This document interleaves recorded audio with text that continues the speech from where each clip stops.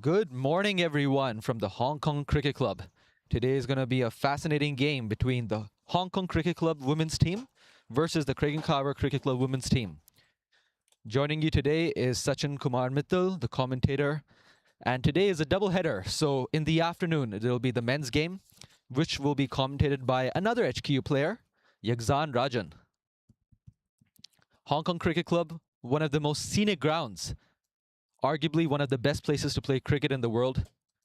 It looks it's going to be a good, fascinating day of cricket.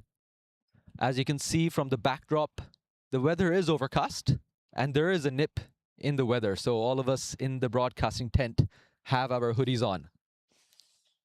Of course, with the overcast conditions and the rain happening in the previous night, we can expect a bit of dew into in the field. The ball will trace to the boundary, except for some parts where you might see stopping it a bit. Towards the road end, you would see a square patch, which I'll think come in the next camera angle, which we can switch here.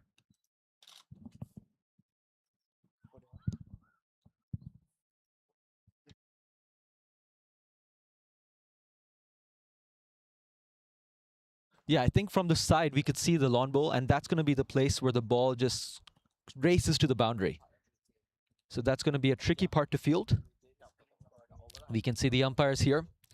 Let me quickly run through the teams as we're going to start proceedings in the next 5 minutes. From the Hong Kong Cricket Club, we have captain Alison Siu, Mariko Hill, Natasha Miles, Emma Lai, wicketkeeper Lemon Chung, under-17 player Storm Parker, under-17 player Kimaya Dasgotra, Ashley Hung, Kira Ambrosiak, Tejasvi Rajaram is, oh sorry, she's not playing today. Carrie Schmidt, who's the 12th player, Ramona Soares, and Akisha Sahaini. From the Krakenkawa Cricket Club, we have Amanda Chung, Amy Lai, Annie Ho, 12th player April Chung, Doritha Chan, Godiva Lee, Janice Wong, Karen Poon, Carrie Chan, Pulto, Sauha Chan, and Vanessa So, who's going to be the wicketkeeper. As we can see, the players are taking the field. Hong Kong Cricket Club won the toss and have elected to bowl. In my opinion, that has been the right choice. To give you some context for those who missed the last week game, which was the start of the Premier League, both of these teams have had a good start. They won their respective games and they're sitting on the top of the table. Hong Kong Cricket Club, emphatic win, won by 160 odd runs, put up 202 in the first innings, and they got the opposition out in 40 runs. Just to point out, 20 of those runs were extra. So you could say the attribution here was half of the bat and half of extras. So there's always some room of improvement. And I would say for the Hong Kong Cricket Club, they want to reduce the number of extras they give out today. For CCC, they won by 4 wickets. Could have been a more comfortable win. Nevertheless, they restricted the team when bowling first to less than 100. And that's always going to set up your chances for a victory. That being said, CCC would want to improve onto their batting and ensure that they can get more than 120 runs here. Anything less than a run a ball will be difficult.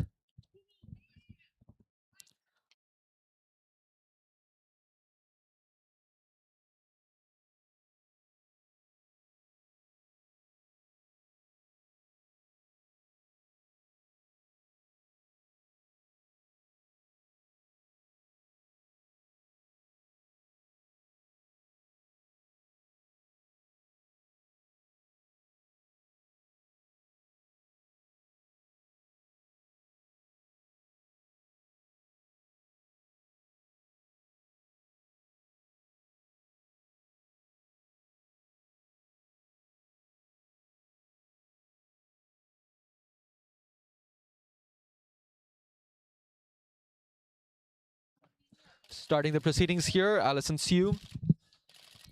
That's a good ball. So the opening batters here on strike, Pulto, shirt number 9, and Amanda Chung on the non-striker, the captain for CCC, jersey number 14. Alison Siu, of course, a Hong Kong national player. We can see from the recording here, the pitch, it's a green top. The ball is going to move quite a bit. So let's see what Alison Siu can do. Good ball. Unfortunately, a bit too wide.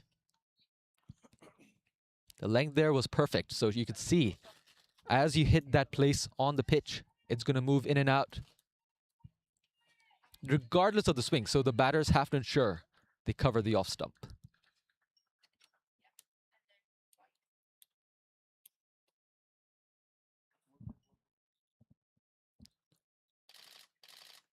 Great ball. Is there a nick? That's a nick. And that's the first blood drawn by Hong Kong Cricket Club.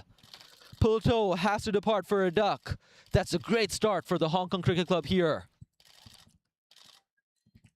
The replay will soon be coming up. Let's have another look. Great ball on the length, taking the nick. And there we go. The umpire's finger went up straight away. Of course, Pulto is disappointed. She's walking back to the pavilion without making much of an impact. Not her day, unfortunately. And that's it. It's 1 for 1 at the Hong Kong Cricket Club.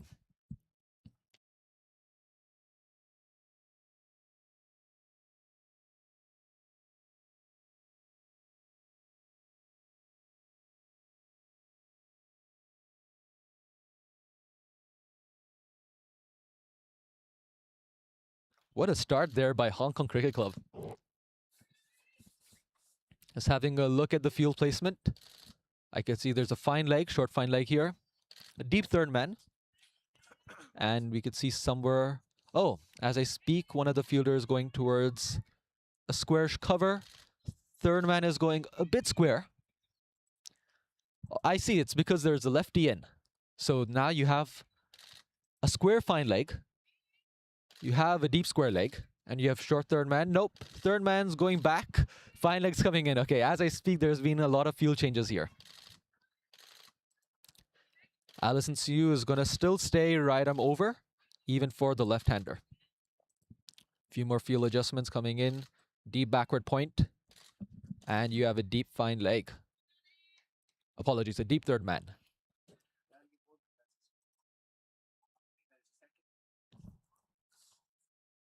Number 17 in, Kerry Chan.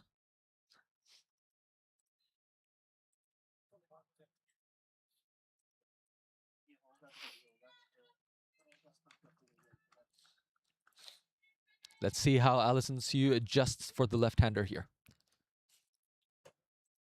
Coming in.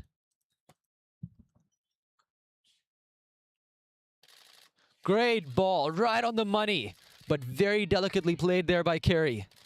Runs away to third man, just picks up a single. What wonderful cricket are we seeing here? Great cricket all round. Great bowling, great batting. There we have two left-handers here. So HKCC would be very happy getting the right-hander out.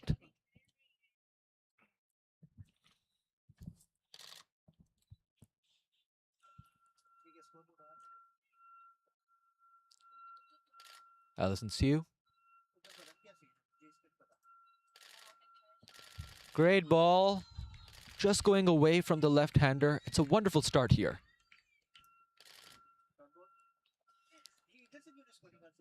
It's very heartwarming to see the growth we're seeing in Hong Kong cricket, both women's and men.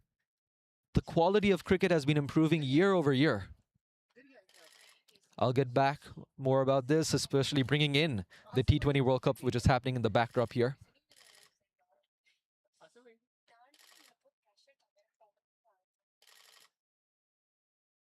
Alison Siu. Great ball. Stayed low there. But she's holding her line perfectly. It's always easier for the bowler and the fielding team. If you have two lefties and two righties, it means that you don't need to adjust the field. And as a bowler, you don't need to do many adjustments on your line and length.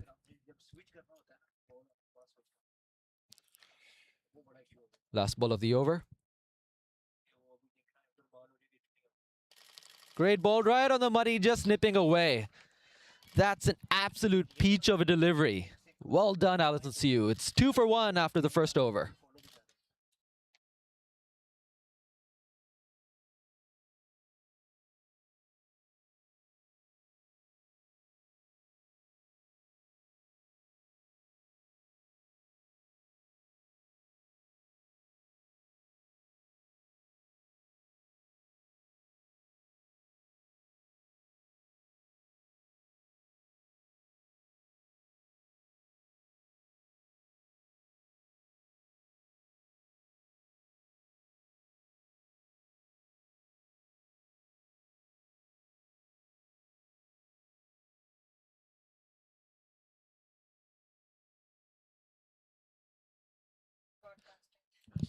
From the other end, we have jersey number 80, Storm Parker. I remember commentating the last game in the previous season, and she bowled exceptionally well, getting good pace, coming off 4 wickets in the previous game. Let's see what she can do. Great start to the lefty. Of course, I have a better angle here. Just moves right away from the left-hander. Both bowlers are taking it away from these batters. These are not easy conditions for the batter. However, one thing to factor in, it's a cold day. The fielders are going to be uncomfortable fielding the ball. You might as well just tip and run. Let's see what they do here. Great ball, full length, but again, just nipping away. That wasn't a bad shot there by Kerry Chan. The thinking was right, but at the last second is just nipping away. What quality. So speaking of the quality, we know what happened yesterday. Netherlands versus Pakistan, USA versus India.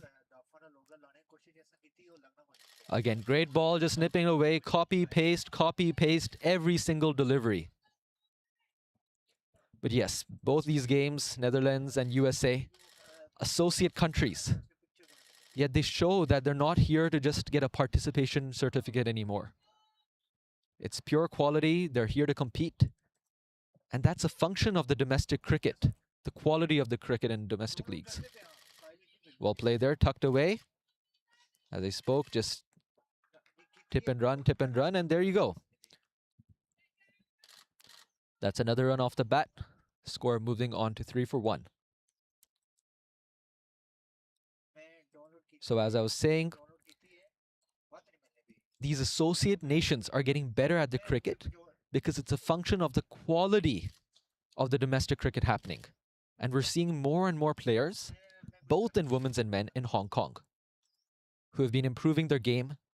And that's very promising for Hong Kong cricket fans, as I'm sure that in the next few years, we're going to see Hong Kong doing well in the international setup as well. I'm sure that we'll start seeing Hong Kong playing against those big names very soon. Great ball again. Fine edge, but very soft hands there by Amanda Chung. Not going to run away to the boundary, but the batters pick up 2 runs.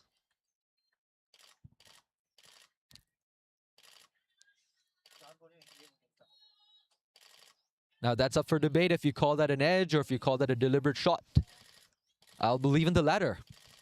Because even though you may have been beaten by the lateral movement, if you use your soft hands and delicately play it, I would give credit to the batter here.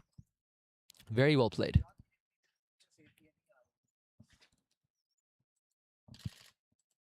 Great ball there. Well left by Amanda Chung. And that's the end of the over. 5 for 1 after 2 overs.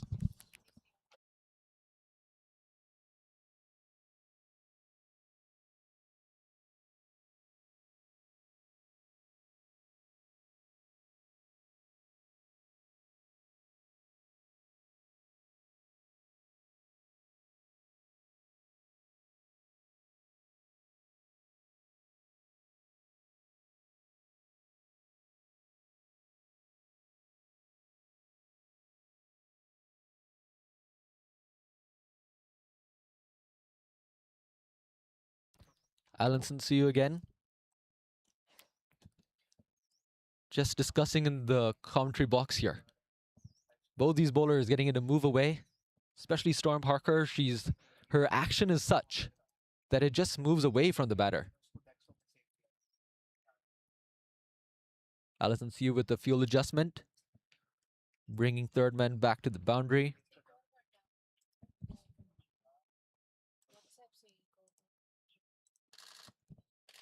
Again, great ball. I'm lost for words there. The ball pitched outside leg or on leg, and it just moved away, missing off stump. Those are deliveries you dream as a bowler to execute in a game. And both Alison Siu and Storm have been executing right on the money.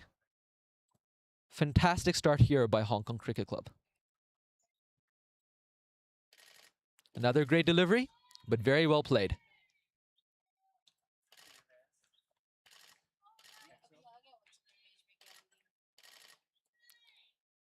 You can see the skip in the Hong Kong Cricket Club fielders.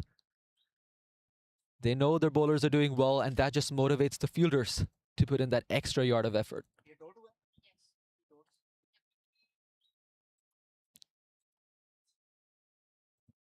Alison Siu. Great delivery, but very well played there by Carey. At the last second, she adjusted for the lateral movement and played the ball right under her eyes. Unfortunately, it was straight to the fielder. Otherwise, that was perfect thinking there by Carey Chan.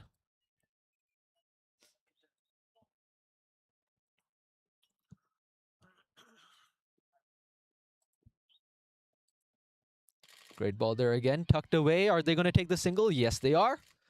Good throw, but again, both these batters have been very quick.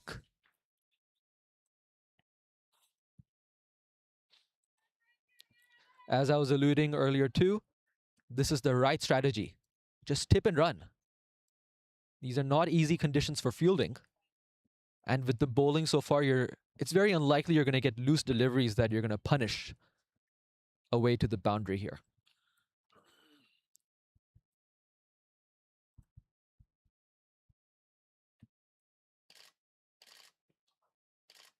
Looks like it was the commentator's curse.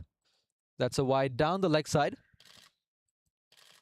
Perhaps Allison thinking to bowl that dream delivery again, getting it outside the leg stump and bringing it away from the left-hander.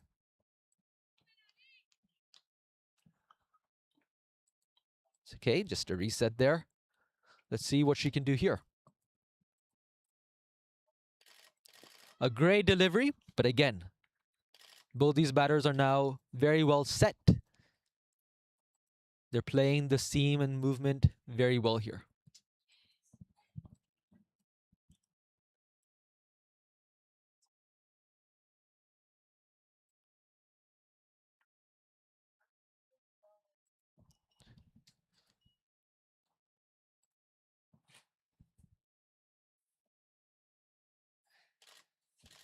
Great delivery, tucked in though.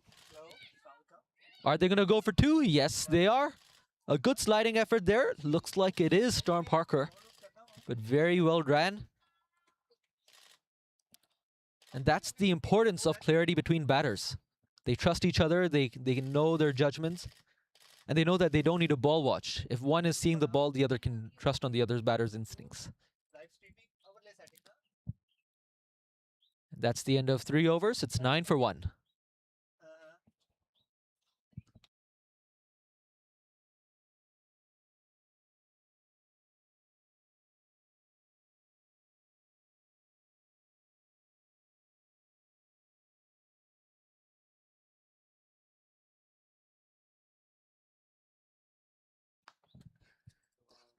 It is the end of 3 overs here. There are some technical difficulties which we're fixing on the back end. Storm Parker here to continue. Again, starting her over strong. If I were to put a clock on the bowling action here, she's releasing at around 11 o'clock. You'll see that most of the bowlers, most of your typical bowlers would release at a 1 o'clock, and some very flexible bowlers release at a 12 o'clock angle. But she's right at 11. Gets her arm right beside her ear. And that's what's helping her get that movement. Again, these things just cannot be coached though.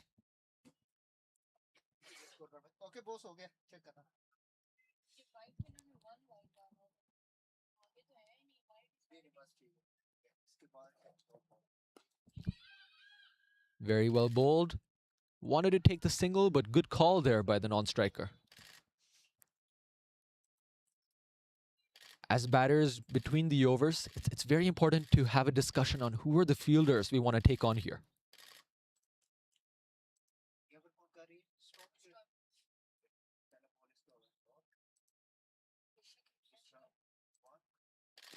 Very well bowled, right on the Yorker length. But again, Very well played as well. So yes, it's all about the quality of domestic cricket, which helps a team improve its chances in the international arena. And we can see both in women's and men's teams here, the quality of cricket has just been improving day by day. Very well bowled. I've dropped my phone here. That's an absolute peach of a delivery. If possible, we would love to have that on replay because that was a dream of deliveries. No seam there, just pure swing. Swinging right away from the batter into the keeper's gloves. Absolutely phenomenal. Very well bowled and played there.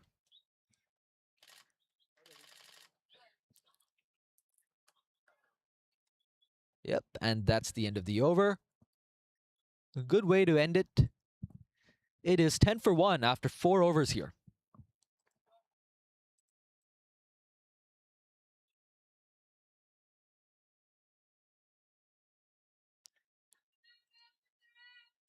On your screen.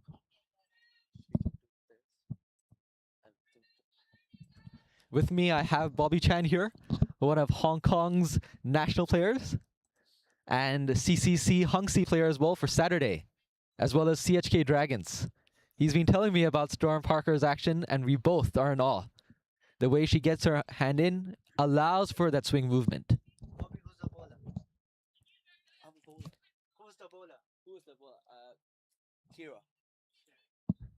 Not sure if you picked that up on mic, but again, Bobby Chan here telling us who's going to be the bowler. It is Kira Ambrosiak. I hope I'm saying her name correctly, and apologies if I'm not. Yes.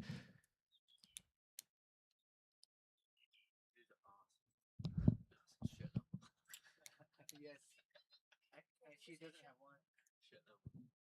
Okay, looks like she's going to be bowling spin here. As we can see, the field is set with a short third man, a short fine leg. Keep her up to the stumps. That's very well bowled, but looks like it's going to be the first boundary here. And yes, it is. Wonderful shot there by Kerry Chan. As you can see on the replay, bowler having a start. It was a full toss. Not too bad of a delivery. But it was Kerry Chan who picked up the length and played that sweep right into the gap between the fine leg and the square leg fielder there. Okay, there's some chasing the ball happening with fine leg going back. I'm not a huge fan of this kind of tactic, but let's see if it pays dividends. In full delivery. Is that going for 6? And there we have it. The first maximum. I can see from the pavilion standing ovations and claps from the CCC players, and why not? Phenomenal shot there. You can have a look. It was a full toss. It was a ball meant to be hit, but she wasn't going to be satisfied with 4 runs. Well played here.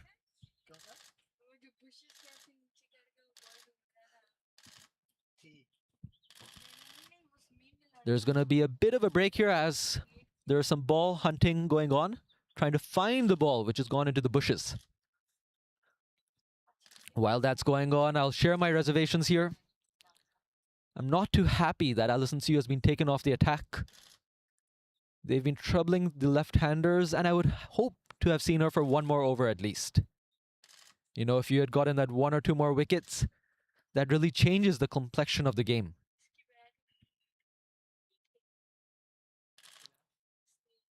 You never know, though. Kira just might come back in the next few deliveries, take a couple of wickets, and prove me utterly wrong. Cricket is indeed a very funny game.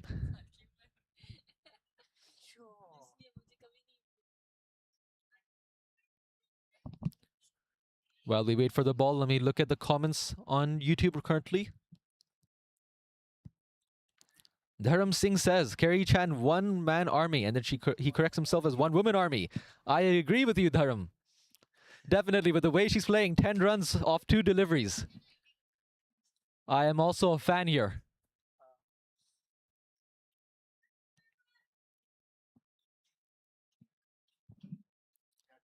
The two boundaries have ticked her strike rate to ensure the score is above 120 here for them to have solid chances in defending this total. Okay, change of tactics. Kira coming right arm round the wicket here to the left-hander. That is indeed a much better delivery. Tucked away to short fine leg and picks up an easy single there. That is the right length to hit, but a bit too fine for my liking. I would have it closer to off stump and trying to get the ball turning away from these left-handers.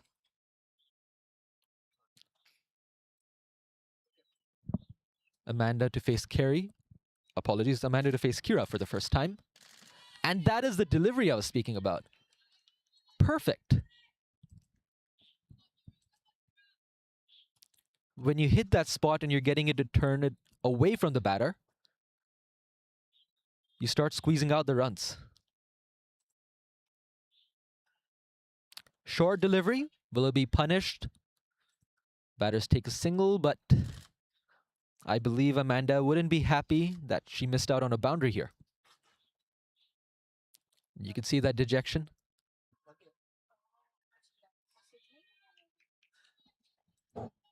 For the final delivery, Carrie Chan to face.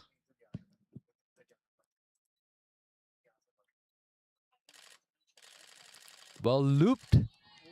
And that's the delivery you want to bowl, which Carrie Chan gladly respects. The over comes to end. It's 22 for 1 after 5 overs here at the Hong Kong Cricket Club.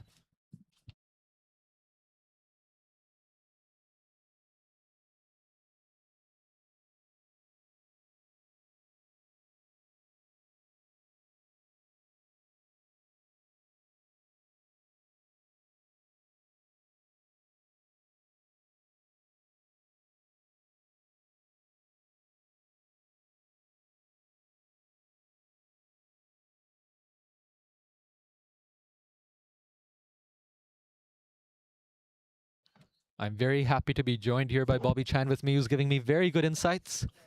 Carrie Chan, a strong sweeper, a strong leg side player. Hopefully Hong Kong Cricket Club is taking note. But if you have Storm Parker bowling like this, it really doesn't matter what your strengths are. You're always going to dot out the batter.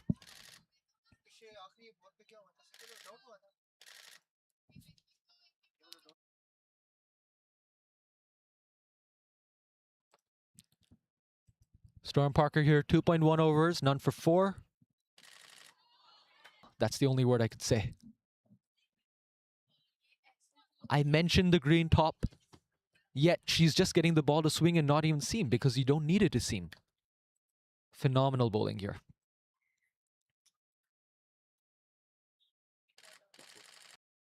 The batter there would get very uncomfortable trying to protect the stumps. So very well played there by Amanda Chung.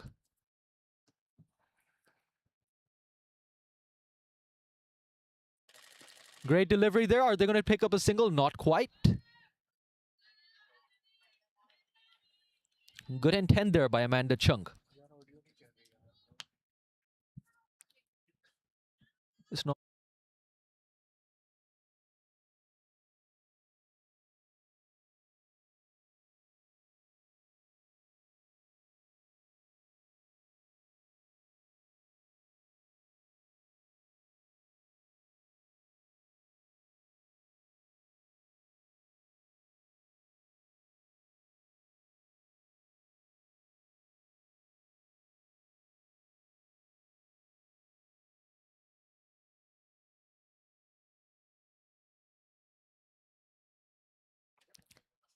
Storm Parker, 5 dots. Will she close this out on a maiden? Share your thoughts in the comments here on YouTube if you're watching. Dot ball, and there she has it. She ends the over on another dot. 6 dots to close the maiden over. Storm Parker, 3 overs, 1 maiden for 4 runs. Unfortunate she hasn't picked up a wicket.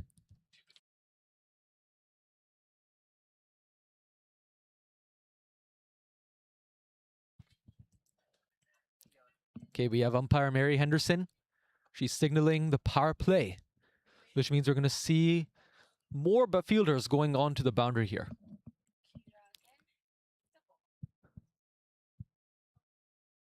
Let's have a look. I can see deep square leg. I can see... Very well bowled, and there she goes! That's the delivery. Look at the send-off there. She's ecstatic. That's the wicket she wants. Carrie Chan, the dangerous player. The one Bobby Chan mentioned, the leg side's dominant player. There she goes back to the pavilion. Let's have a look at the replay. Yes, she does. She spins the ball on the stumps and takes it off the off-stump bail. Phenomenal bowling here by Kira Ambrosiak. Looks like the HKCC captain proving me wrong for ever taking Alison C off the attack.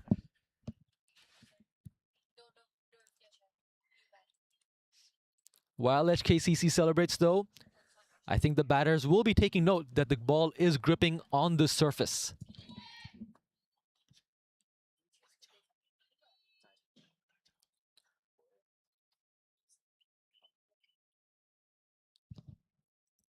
Let's see who's the new batter coming in. The next batter, jersey number 25, Dorothea Chan. She's here walking at number 4. Also one of the national players I hear from the commentary box.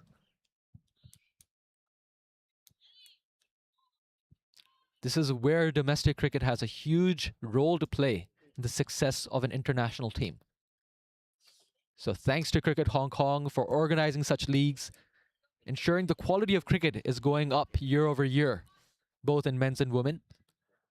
And then I'm very hopeful in the next few years we can see Hong Kong playing on those national World Cup stages as well.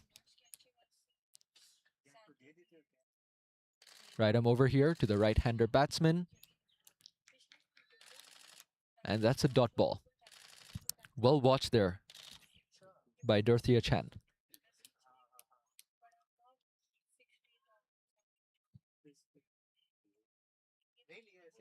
Good spin, but a bit too short, just over the hands of the mid-wicket fielder.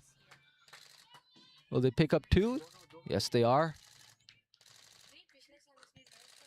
And there we have Dorothea Chan is off the mark with a double.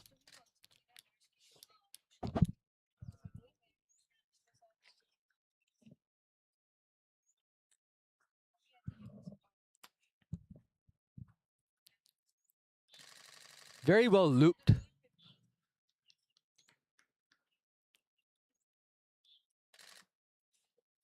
I believe this is the right tactic to go with. You want to be looping the ball at this stage rather than darting it in. It's a new batter. Want to entice the drive and get the nick. A bit too short, but looks like Dorothea Chan could not capitalize on it. Is it a direct run-out chance? A bit hard to see from our angle, but that did look tight.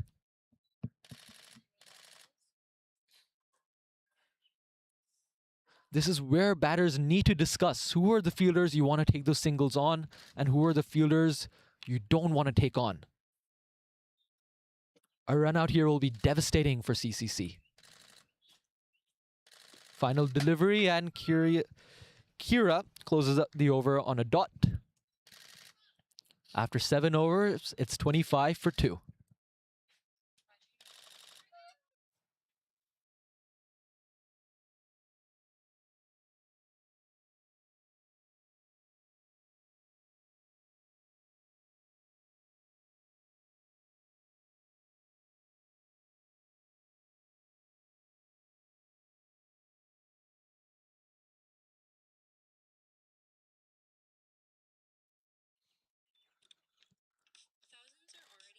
Now we have Emma Lai coming in to replace Storm Parker.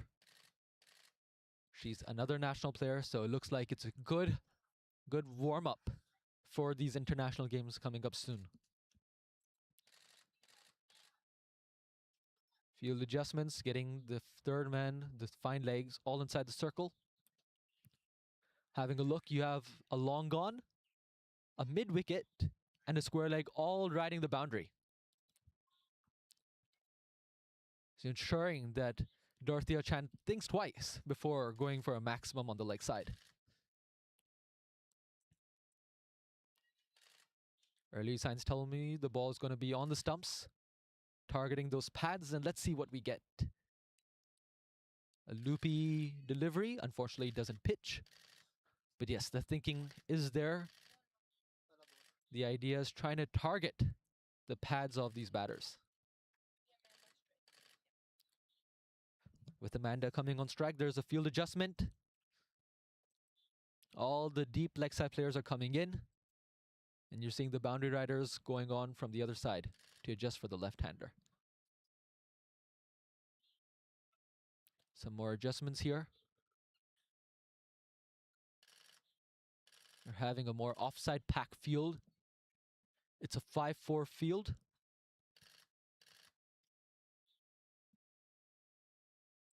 MLI right arm over still. Shortish delivery. Looks like it was the googly. But if you bowl short, you're giving enough time for the batters to negate the spin. So the start here by MLI, a full toss and a short delivery.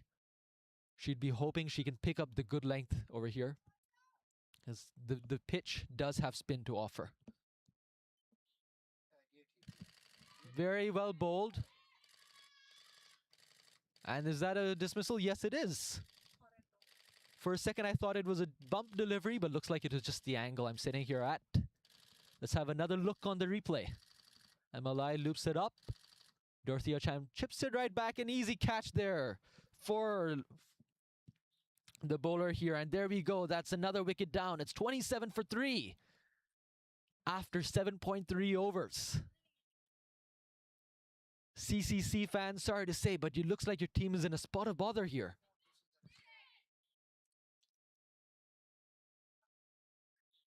But as the saying goes, when there's trouble, there is opportunity. And the opportunity here is for the middle order to shine and show their quality and caliber. As you have at number 10, Amy Lai coming into bat.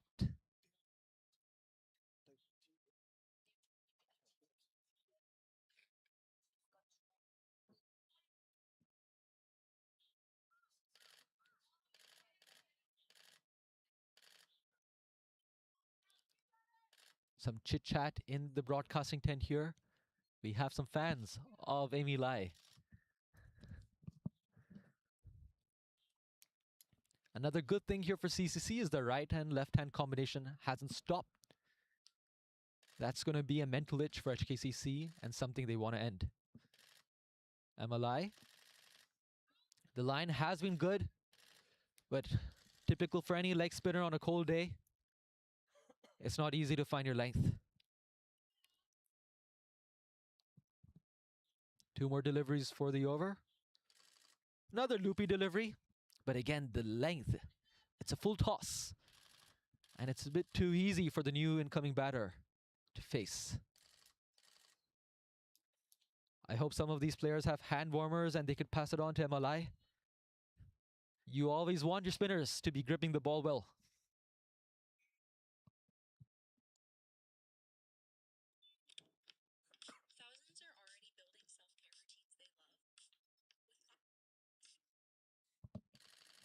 And that's a great delivery to end the over. There we have it. It's 28 for 3 after 8 overs. Economy of 3.5. Simple extrapolation will lead us to 70 runs as the target, which of course I think is too modest of a total. I do believe CCC will reach the 100-figure mark. But then a lot of onus is on these 2 middle order batters here.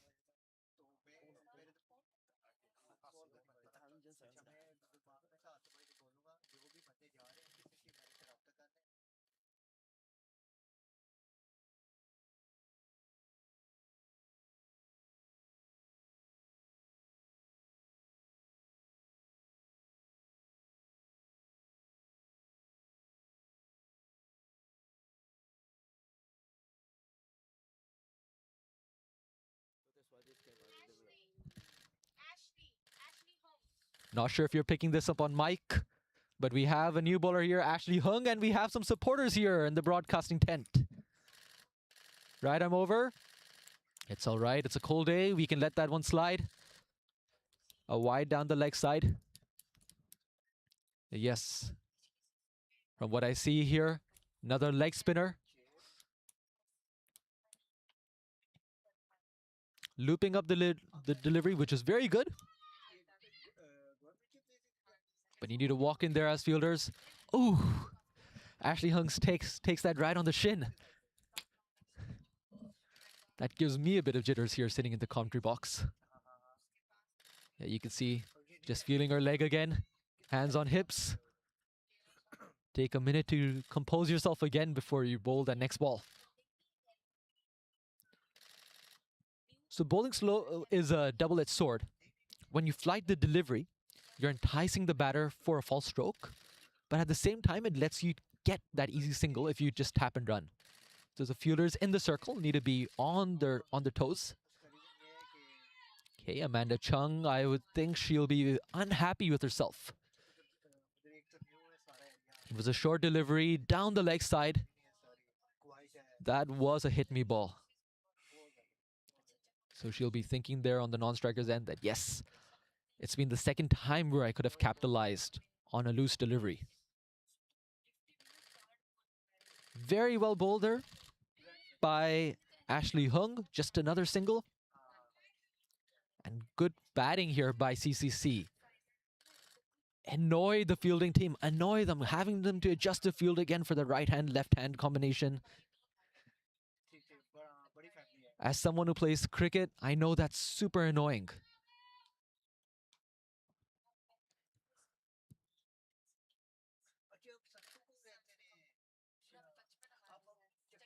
Umpire Mary Henderson singling a dead ball.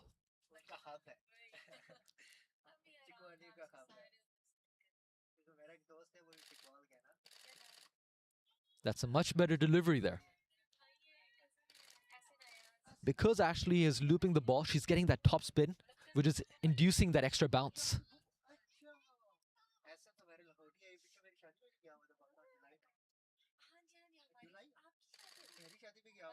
Very well bowled. So you have Amanda picking up a single on the leg side. Score 3-3 for 3. Triple threes.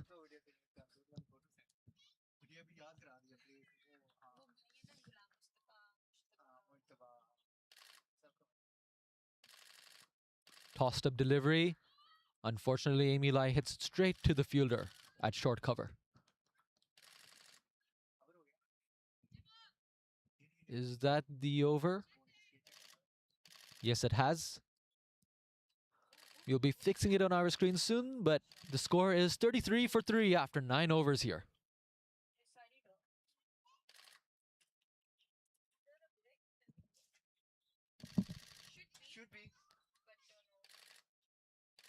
Not sure what the discussion was between the two umpires here. Umpire Tabarak Dar and umpire Mary Henderson. Nevertheless, play will continue and you have MLI to bowl her leg spin from the other end. And that's a slog sweep. Fortunately for Amanda Chung, she didn't get the most of it because you had the fielder there on the boundary.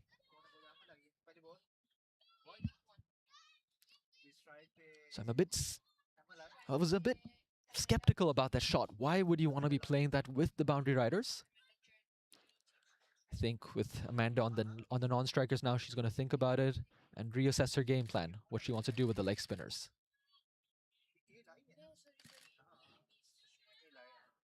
All the HKCC players here having a good chuckle. The ball literally dying onto the batter right there. In fact, if Amy didn't play that as early as she did, we might have seen a second bounce inside the popping crease, of course. Just eluding the short third-man fielder there. And the batter is picking up 2 runs. I don't have my binoculars. I can't see the short third-man fielder. But it was just eluding her right hand. Valiant effort there by the fielder.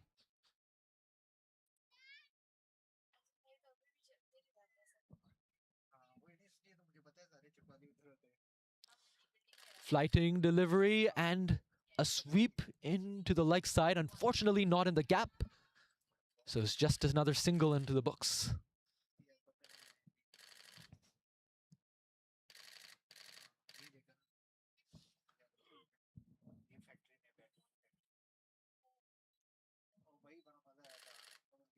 With the left-hander in, I get another field adjustment. And that's a peach of a delivery, just going away from the batter. That is all you want to do as a leg spinner. Pitch the ball on the stumps. If you get the googly, have it spin away from the left-hander and dot her out. Final delivery. Shortish delivery. A valiant effort there by the fielder in the circle, but that goes for 4 runs. Haven't been keeping track, but that's a boundary after a good few overs here. Let's have a look at the replay. MLI unfortunately drops it a tad short. And you have Amanda Chung, who's too good to miss out on that. She puts it away for a boundary, and there we have. At the end of 10 overs, it's 41 for 3. We'll be going for a quick drinks break, and please join me back at the end of this break.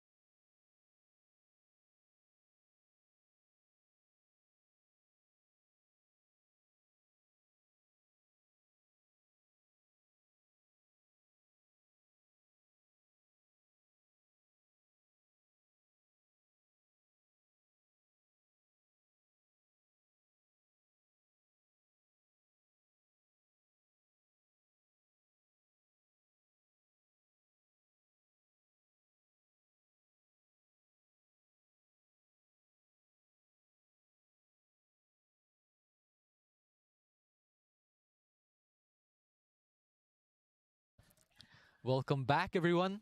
Selfie with AI commentator. So during the drinks break, we had some time to relax and had a look at the comments on YouTube. Not sure if this has been a compliment, but someone has called me an AI commentator. With this day and age, I could see that going both ways. But yes, indeed, Death Rider 54, thank you. I am indeed real, and I have proof of that. We just took a selfie here. Okay, enough jokes. We're going to start proceedings. Another loopy leg spinner. Is that going to be called a no ball? No, it's not. Of course, umpire Tabarakdar, very experienced international umpire. For many of you watching at home, you might be confused, why was that not a no ball? At the end of the day, you saw the ball going above the waist height, but the rule states that the umpire has to deem whether it was above waist height at the point of the popping crease. So very smart umpiring there by umpire Tabarakdar to not have given that a no ball. A loopy delivery, umpire Mary Henderson calling that a wide. Speaking about that Beamer rule, there's a lot of confusion going on around this. Many people, they think that no, once the ball has gone above the waist, it is a no ball. But that is not what the rule stipulates. What we have been told in umpiring courses is you want to have a mark when you're standing at square leg. And imagine that the point to be where you judge whether it's a no ball or not. Very well played there. Amanda Chung just taking a single with the boundary rider at deep square leg.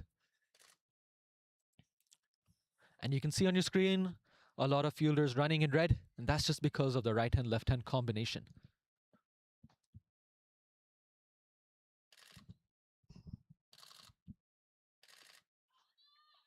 Well bowled. I see.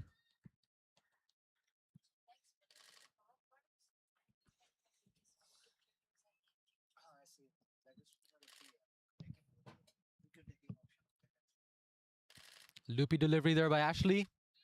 Again, right on the money. Right on the money. That's the ball you want to be bowling. What happens is when you loop it as a leg spinner, the batters have to adjust for the length. They need to predict where the ball is going to land. And when you get it landing right on that full length, it creates a lot of confusion for the batters whether to play forward or whether to sweep and try to make it a full toss. So a great over there by Ashley Hung. She closes it out just for 3 runs.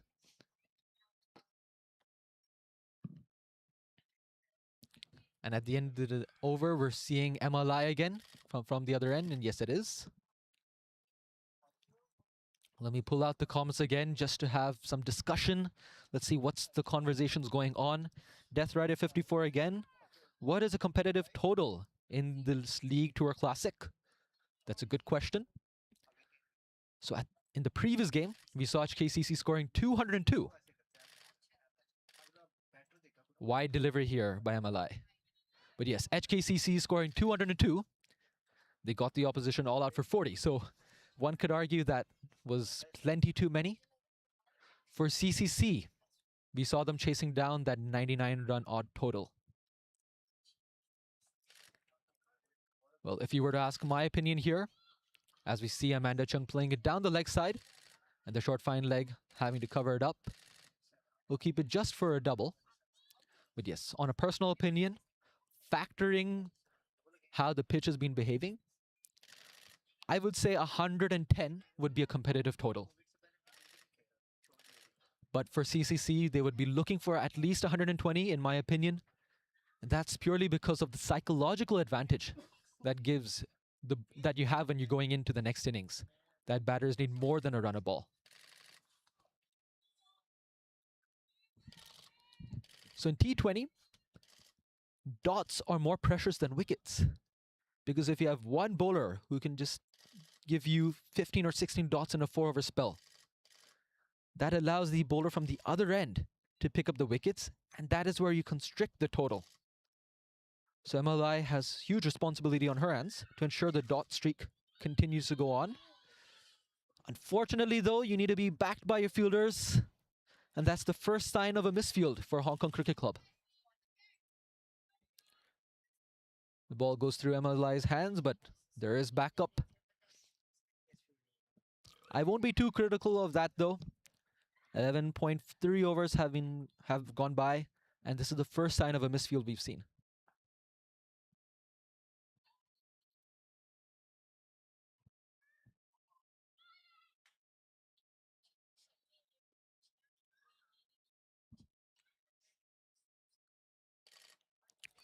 Called a wide there. I could see MLI was trying for the googly.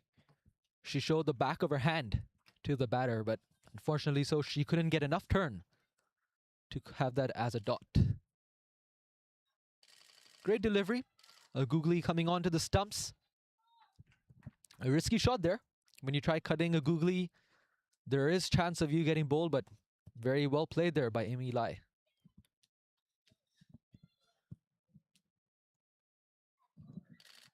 Flighted delivery. Unfortunately, a bit too short, and there we have Storm Parker doing a great work of fielding, ensuring nothing goes by from the 30-yard circle.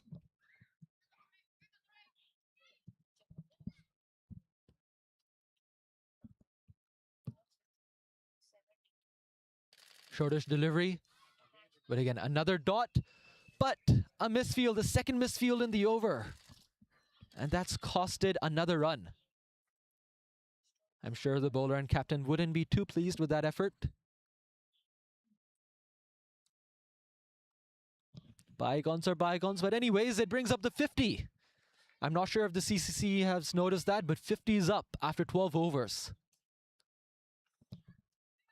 So yes, if they want to be reaching that 100 mark at least, they have 8 overs to double their score. Just to give you some quick maths, 100 would mean they would need 6.25 and over for them to reach 110. That number would go up to around 7.5, and 120 would be around 8 runs and over.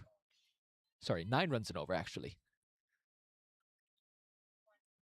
So if they want to reach the 120 mark, they need to ensure a boundary is coming every single over.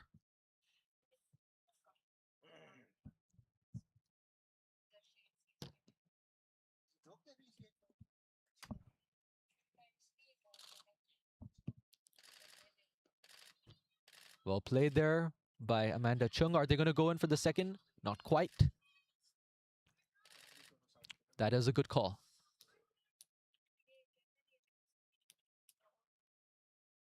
So yes, when running between the wickets, you always want to have one batter assessing and the other batter just trusting the instincts.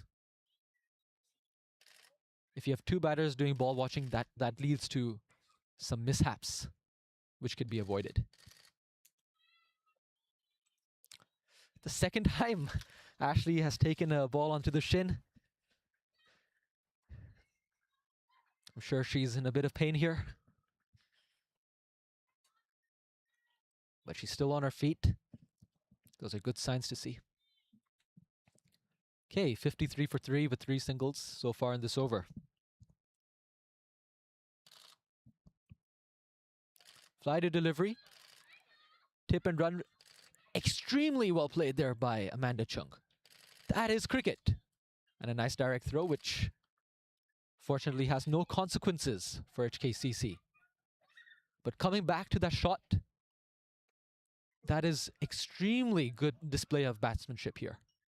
Because as a batter, you know that not every ball is there to be hit. So when you see that good ball, you just use soft hands and play onto the fielders who are standing back on the 30-yard circle.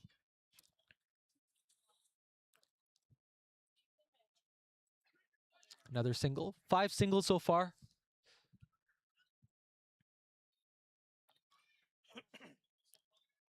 I don't want to have the commentator's curse, but this partnership is looking very promising for CCC. Fly to delivery. And will they pick up another single? Not quite. From the dejection I could see in Amanda's face, I could tell that the plan was to have 6 singles coming from the over.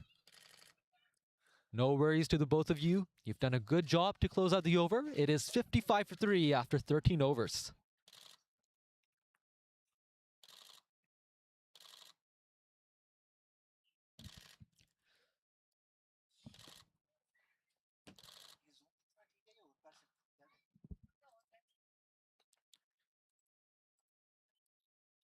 There seems to be a bowling change here. It does look like Kira coming in from the other end.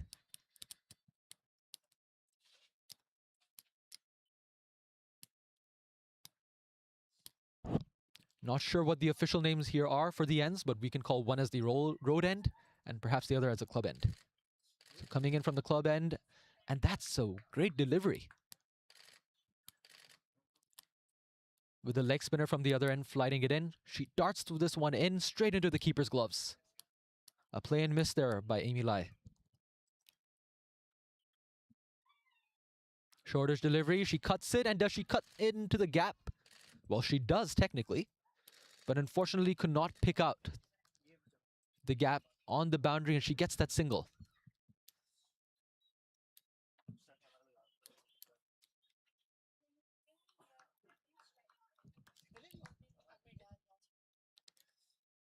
Man down strike here for the left-hander. We see a 1, 2, 3, 4, 5-4 fielder again. Great delivery, spinning away from the left-hander. Amanda just gets a thickish edge, which runs down to short third. A beautiful delivery there by Kira.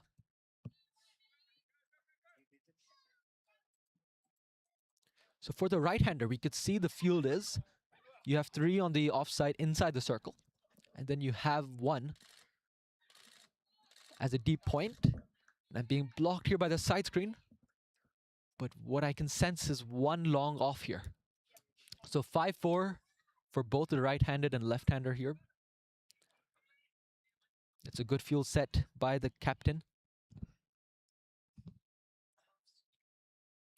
Another good delivery, which is straight into the fielder. Will they take the arm on the fielder? Yes, they are. And is that a run out? Let's look at the call. Let's look at the umpire, and there we go. Umpire Tabardar raises his finger. The moment she hit the ball, I was a bit worried for Amy Lai. It was straight into the fielder's hand, and you had to set off immediately. Let's have a look at the replay. The sense of hesitation caused that run out because it wasn't run out by a margin, by a huge margin. There you have it. What a promising partnership comes to an end by an unfortunate run out. Amy Lai, dejected, has to go back to the dugout. She made a well-played 12 of 22.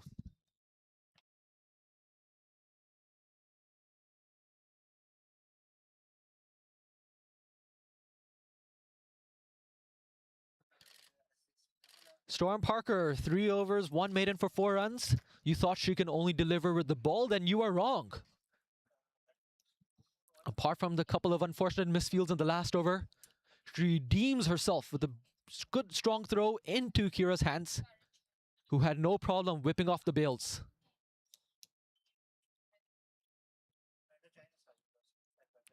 New left-hander in. There we go. 2 left-handers in, and I'm sure HKCC will be very happy with that.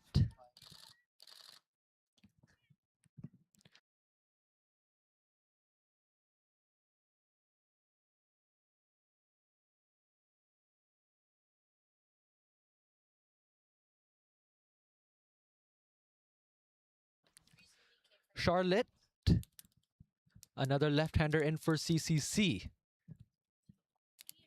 So I think Hong Kong Cricket Club will be much happy with the departure of Amy Lai. They don't need to adjust the field too often now. I see Mariko Hills doing some warm-up. Will she come on to bowl? Not sure.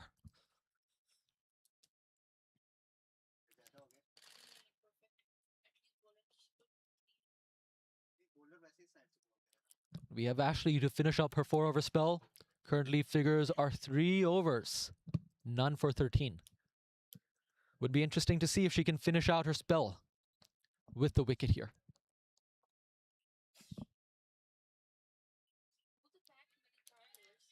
As Ashley continues to dot out the batters, I think it's a perfect opportunity to have a look at some of the comments you have. Apologies if I miss any. Another dot ball, no, not quite. I was thinking it's going to be a dot, but swept very well there by Amanda Chung. So for score updates, it's 59 for 4 after 14.2 overs. A question here, who is the strong team? Well, in this case, both teams have been coming off a win. They won their opening fixture of the Women's Premier T20 League. With that, it's hard to say who has the upper hand, but given the match conditions, you would say Hong Kong Cricket Club are the favorites.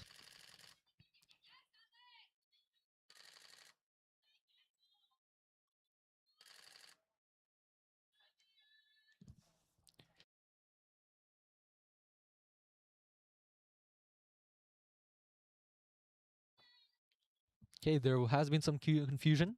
Apologies, Charlotte is another right-hander batter, so HKCC.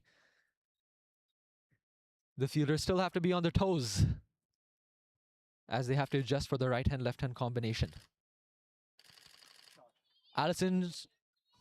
Amanda does great work to go on the offside to play a pull shot, but then Storm Parker, she fields the ball. That's another dot here. So again, back to some questions. What is a competitive score? Again, a competitive score would be at least 110. Is that a wide delivery call? Yes, umpire Mary Henderson took her time, but eventually she decided to call that a wide. Now that's a 3rd time Ashley's been hit on the shin with the ball. At this rate, I'd recommend some keeping pads for her while she bowls.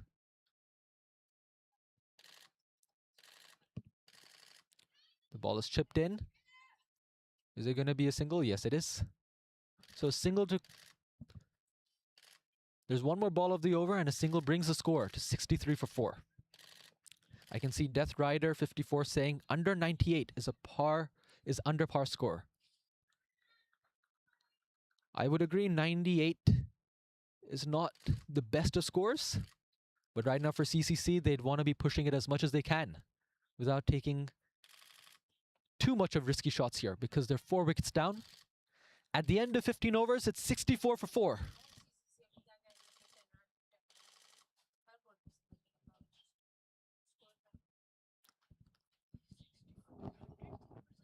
So let's quickly give you some downloads on what the projected totals would be. With 5 overs left, if it's 6 and over, then the score will go to 94. If it's 8 and over, the score goes up to 104. And if it's 10 and over, which does seem a bit far stretched, that'll bring the total up to 114. So you might as well be correct here, Death Rider, that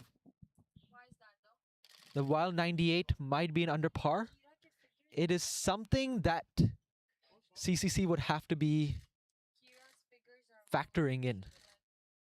It's something that the bowlers will have to factor in, that yes, they have to defend this total.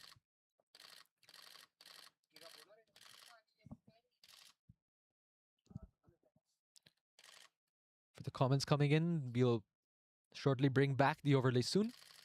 There are some technical difficulties. Very well fielded there by the short fine leg fielder. Will they come back for the second? Yes, they are. That's some good running.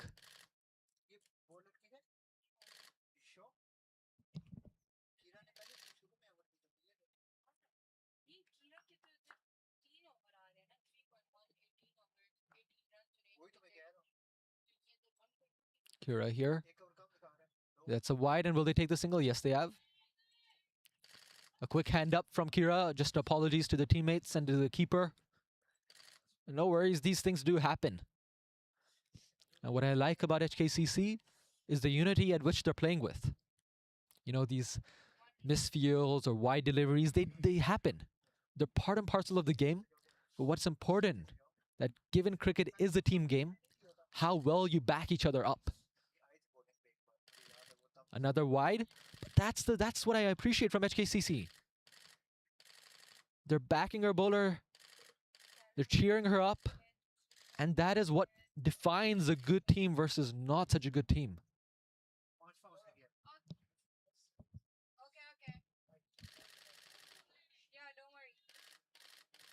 A dot ball here by Amanda Chung.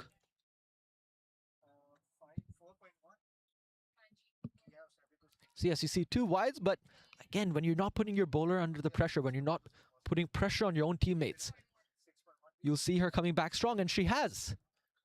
Oh, that's a good shot there by Amanda Chung.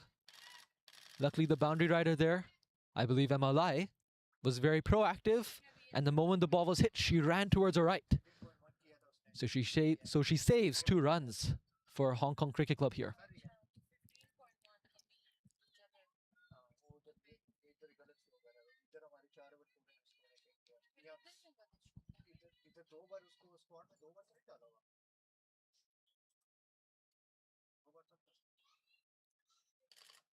Kira. Very well bowled.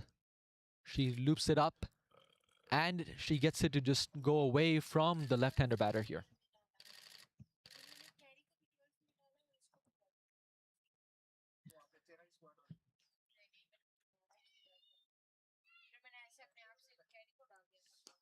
Well bowled. Will they take the arm on the fielder? Not quite. Charlotte wanted that single, but loud call no from Amanda. And of course, when you have a run out that does play on the batter who is still batting, no one likes a run out. So this is where fielding really makes a difference in T20 games. If you can get those 1 or 2 runouts, what happens is the dynamics change for the new batters. They're not going to be taking on those risky singles. And as we approach towards the end of the innings, every single run matters here. So let's see in the next 4 overs, what will the communication be between the two? What kind of runs they'll take on, what kind of fielders they'll take on. For now, it's 4 overs left. And the score is 73 for 4.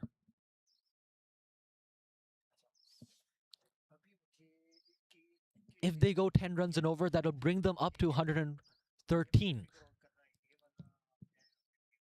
Would be interesting to see if they can actually deliver onto that target. MLI from the road end here. Beautifully bowled. Tosses that right up. It seemed to be the top spinner. Gets that extra bounce. And Charlotte had no clue on what that ball.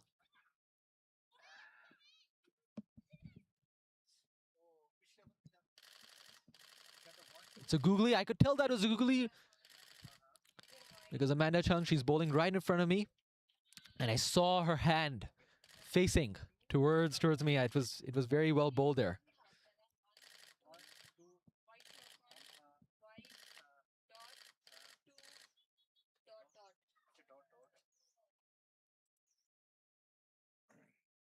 MLI to continue. She's into her last over. That's another googly. It spins into the left-hander. Storm Parker, though, unfortunately, it's her 3rd misfuel of the day. But you cannot be too critical. She didn't force a run out.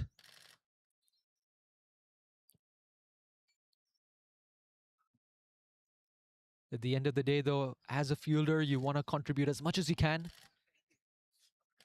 It's just not easy conditions to field here. Full toss, a thickish edge, goes straight to the short third. And they take on the fielder here, getting an easy single. So some more running work, which you can see in the background. Fielders changing sides. MLI to bowl to the left-hander batter again. Shortish delivery. Tries to sweep, but sweeps it too in front. Straight to the mid-on fielder. But given the speed of the ball, they can take an easy single.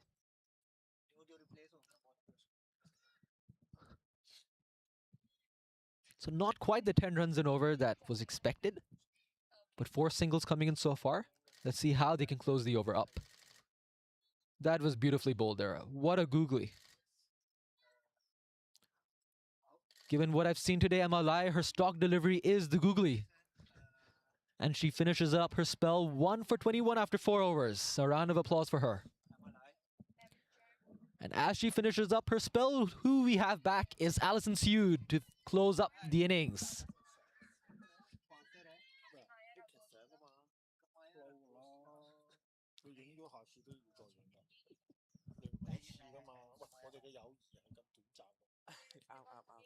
Alison Seud, she's going to be coming in from the club end.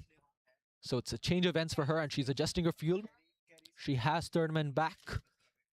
She has a deep cover and a deep square leg. No worries there. It's a chilly day, and you haven't been bowling for 13 odd overs. We can cut you some slack for starting off with a wide. The score ticks up to 77 for 4. Interesting. Just only after 1 delivery, Alison has changed her mind to go right around the wicket to the left-hander here. Well played there by Amanda.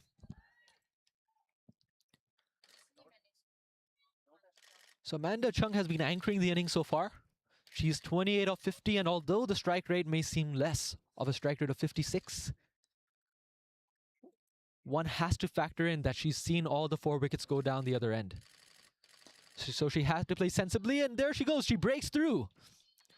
Maybe he doesn't have the wheels to go for a boundary, and Maricos does a sliding effort just to restrict the batters for 2 runs. Not sure if it was caught by camera there, but as Maricos slid in to get the ball, you could see some of the dirt coming up from the grass. That's an indication that the ground is wet, and there's some soft patches, which means there might be some areas where the ball can stop. Hopefully HKCC is taking notes, these batters. Very well played. A good tip and run as Amanda now ticks to 31 off 52. Yes, boss. What? वो सब मैं scoring का issue जा रहा था वो team आपने गलत डाली हुई थी तो वो एडिट कर Allison Siu here figures 2.3 overs, 1 for 10. She has an economy of 4 runs and over. Of course, the death is a time where you might see that economy game being ruined. But for her, Allison Siu, she knows this is an opportunity for her to add more wickets into her bowling figures. Is that a wide delivery? Yes, it is. You could see that Charlotte was lining up for the cut shot, but she said, nope, let me take the free run and let me fight for another delivery.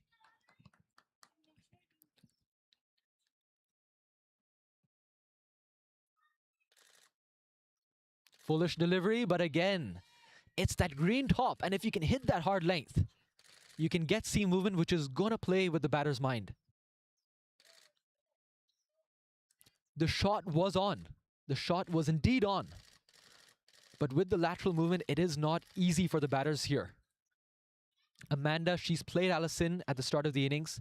Not the same for Charlotte. She steps down the track to negate the lateral movement. Plays it straight to Storm Parker. I don't know how many times have I commentated her name. It looks like the ball is just going to her. She's fielding at the happening places, the point, the cover. So she is where the ball is going. Final delivery to close up the over. Well bowled, a play and miss. Just air. That's all Amanda Chung has connected over here. Wasn't a bad shot. It's just credit to bowler Allison Siu for bowling so well. And it's 82 for 4 after 18 overs. Allison Siu, 3 overs, 1 for 12.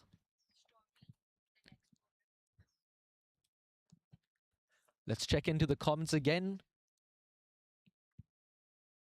Indeed, Chung is still there, so they have batting all the way through.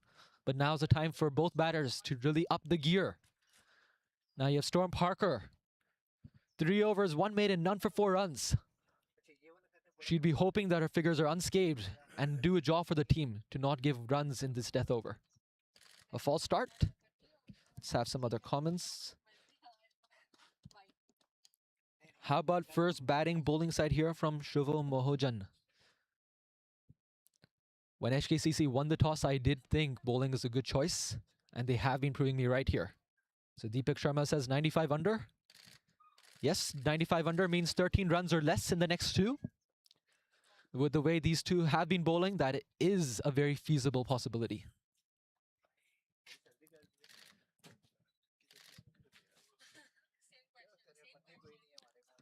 For CCC to reach to 100 runs, they will need 17 runs off the next 11 deliveries. Again, some quick maths, that's going to be around 9.8 runs and over. And to reach that 9.8 runs, you need a couple of boundaries. But is Storm Parker the right bowler to target for that boundary? That's where you have the question. Full toss, is that called a no ball? Yes, it is. Umpire Tabargdar has called that a beamer above the waist height. And that goes for 4 runs. So 5 runs without a ball being bowled here. Score goes up to 88 for 4. That completely changes the equation, whether 95 and under. I don't agree anymore, Deepak Sharma. I think the score is going to tick past 100 here. The next 11 deliveries, if they can score 12 runs, they'll reach the 3-figure mark.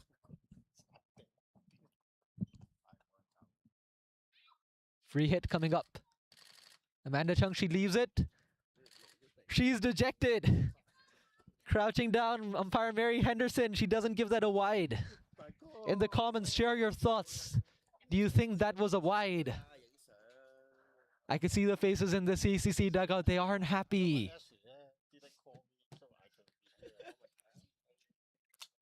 Let's see what's the next delivery here. Foolish delivery. But again, Storm Parker with her away swing to the left-hander. These aren't easy deliveries to face.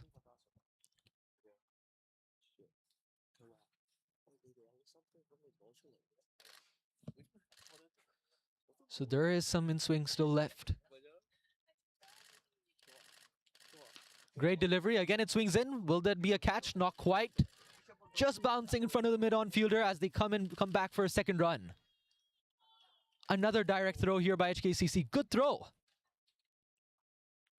Direct throws always play into the batter's mind, even if it's not out. Because then you want to be careful taking on the same fielder. So another question here. You said the outfield was wet. You said the outfield was slow because of it being a little wet, but the pitch is quite well. So there are patches here. There was rain overnight, and there is some places where you see that the ball is stopping through as the batters come in for a single, thinking about the second. So yes, there are some places which do slow down, but the ground staff here, kudos to them. Looks like they've kept the pitch under the covers, and it seems today's doubleheader will be on this pitch, which looks very promising. There's enough for bowlers, for both seamers and spinners, while maintaining integrity for the batters to play their strokes on.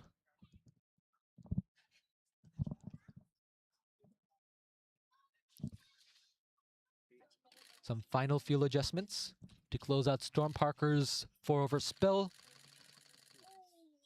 Charlotte, good thinking there. She knew that Parker is still swinging the delivery, trying to step down the pitch to negate the lateral movement. Unfortunately, Storm Parker too good. She ends her day with 4 overs, 1 maiden, none for 13. It is indeed a pity to see her ending her spell without a wicket. She induced several opportunities.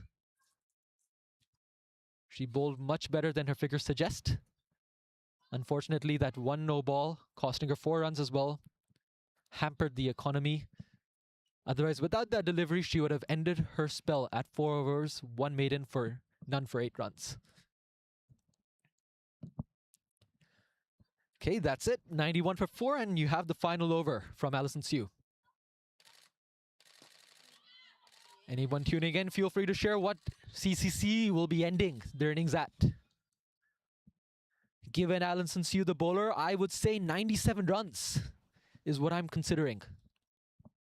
Why I say 97 is because you have Amanda Chung still there. She can play out the singles and doubles. But Alison Sue, she bowls right on the money. That's a good shot. Is it going away to the boundary? Let's see. Let's have a look. And it does. 4 runs. Brilliant shot there by Amanda Chung. That's her 3rd boundary. She ticks to 42 off 60. It does seem far away, but can she bring up her 50? 4 deliveries left for her to do so. The score is now 95 for 4. CCC fans, 100 is in sight.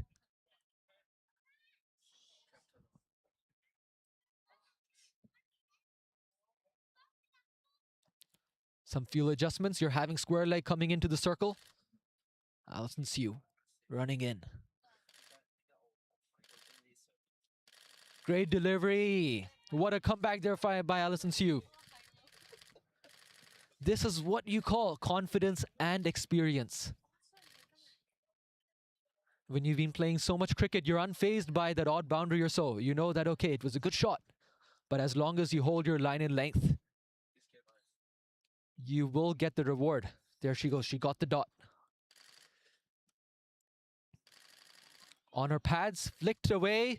Unfortunately, a misfield, which allows for the 2nd run. And Amanda, for her to come back. She moves on to 44. This is exciting. 2 deliveries left. The score is at 97. Amanda at 44 runs. She gets a boundary and a double. She does bring up her personal 50. Amanda Chung, the glue of the innings for CCC. She's played more than half the legal deliveries of the innings and held the side. She has held the side together. She would have hoped if Kerry Chan was there to support her for more overs, but unfortunately, HKCC have been too good for the CCC team.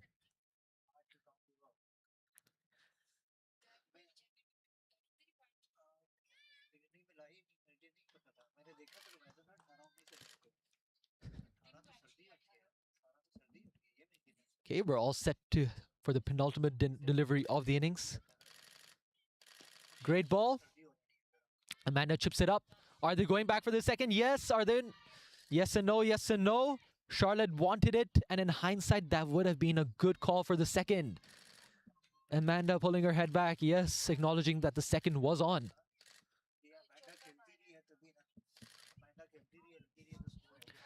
Looks like Amanda's going to end her personal innings at 45 of 63. One must applaud her effort. She has stayed throughout the innings and ensured that no more wickets tumble. Now Charlotte, she has one delivery left, and she needs 2 runs for CCC to end the innings at the 3-figure mark. Feel free to comment your thoughts. Come on. Let's see, will CCC make that 3-figure mark? Allison Siu, false start. That gives you more time for the viewers watching in. Share whether you think CCC can make that 100. 98 plus, 95 under. Let's see 7 run over. 7 run over brings us to 98, which we are at currently. She shimmies down the track. Will they squeeze in for a bye? Not quite. Wow, so okay, so the innings does end at 98. One of the viewers here mentioned 98 or under. Is that a competitive total? Well, we'll have to look at today's innings. Let's see how CCC can come back and fight with the delivery, with the bowling.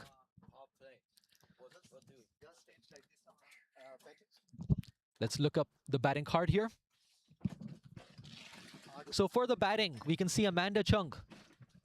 She glued the innings for 45 of 63. It was a valiant effort for her. You can see the other batters, especially Carrie Chan and Amy Lai. They did have contributions, but unfortunately lost their wicket too early. And Charlotte Chan finishing the innings with Amanda. The innings closing out for 98. Let's have a look at the bowling card. All bowlers here doing very well. The only bowler to exceed more than 6 runs and over in their economy is Kira, but she also bowled very well. We see Allison Siu 1 for 19. Storm Parker with the sole maiden of 4 overs, none for 13. Unfortunate to finish without a wicket. Kira 1 for 25, Emma Lai 1 for 21, and Ashley Hung none for 19.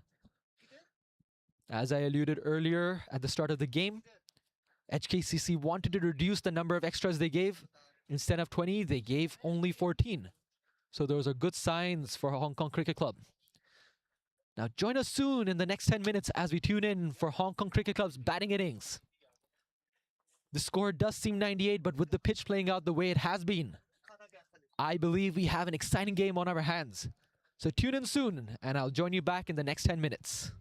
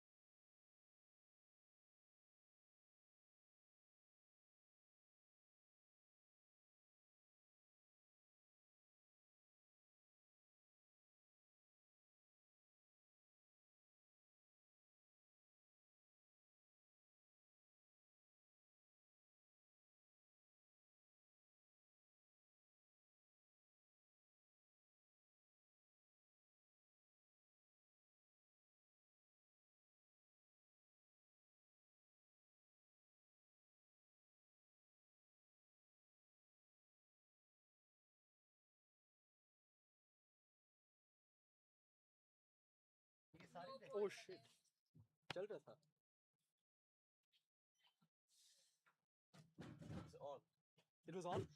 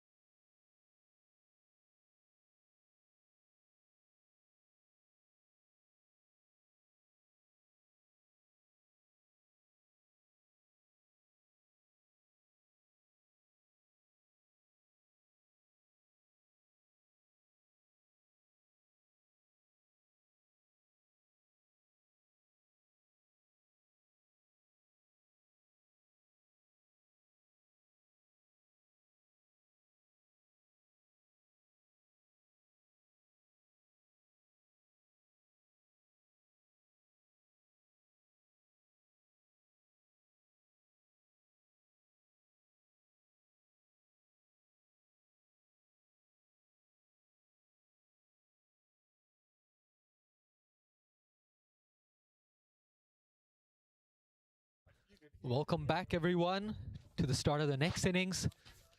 Those who've just tuned in, so HKCC won the toss. They elected to bowl first, and the CCC, there was a valiant effort by Amanda Chung, which brought the total to 98 runs for the loss of 4 wickets. That does seem slightly below par, but factoring in the wickets and the conditions, the ground, the chill in the air, it's not easy conditions to field.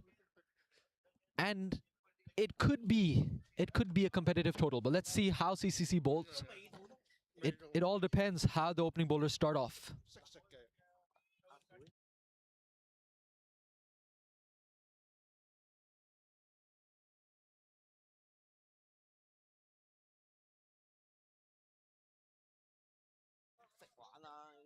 So we have the 2 batters here. The bowler who's going to be starting is Karen Poon, shirt number 18. Non-striker is Mariko Hill. Strike. You'll just get back who's going to be the striker. Umpire signaling the start of this play, and the striker here is Natasha Miles. So the 2 of them have been a very reputable and consistent opening pair. Yes, and we finally got confirmation on the end's name. One is called the road end, and the other one is called the swimming pool end. So Karen Poon is starting from the swimming pool end. To give you an update on the field, there's one deep cover. That seems to be the only fielder on the boundary. Let's go. Starting proceedings. Karen Poon, right arm over. Foolish delivery, straight play down the ground, and valiant effort by the mid-off fielder, and it goes for 4 runs. What a start here by Hong Kong Cricket Club. 4 runs to Natasha Miles and the home team. Let's have a look at the replay here. Karen Poon bowling a foolish ball, dipping right down on the batter, but Natasha Miles brings her front foot and punches it down straight down the ground for 4 runs. Wonderful start there from Hong Kong Cricket Club. And for CCC, they'd want to come back in the next few deliveries. Karen Poon. Another dipping delivery. Another exquisite drive there from Natasha Miles. But luckily for CCC, they had protection. Looks like they did do their homework on the 2 batters on the field they want to set. Very confident start here by Natasha. The line seems all right for Karen. The only concern for her would be to ensure she can pull it a bit back, ensure she pitches the ball, and create some confusion on driving and playing, and that's what you want to do. She got the length, but unfortunately missed out on the line. It's a wide when the batters take an extra single. So 2 runs onto the books. It's 7 for none after 2 deliveries. Just for some context, 7 runs was what CCC scored in the last innings. So in essence, they've literally taken out the last over from the previous innings here by the start. Good start here. She's come back strong, Karen Poon.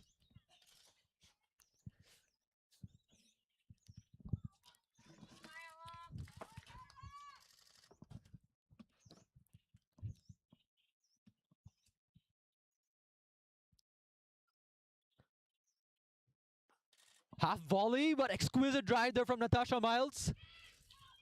Very good fielding there by jersey number 17. That looks like to be Kerry Chan. What a start here by Natasha Miles.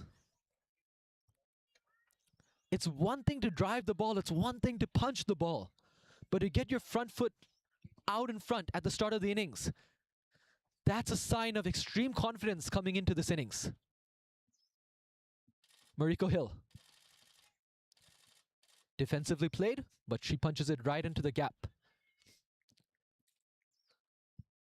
I know it's early days, but given what we can see here, Mariko's job is to just feed Natasha the strike.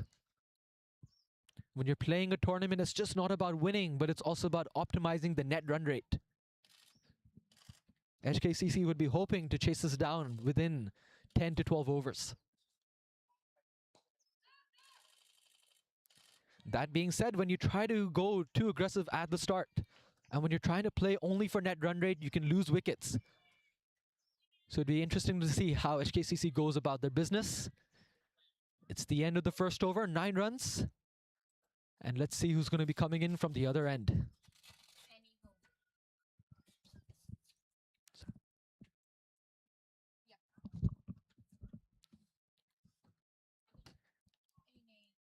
Annie Ho will be coming in from the road end here.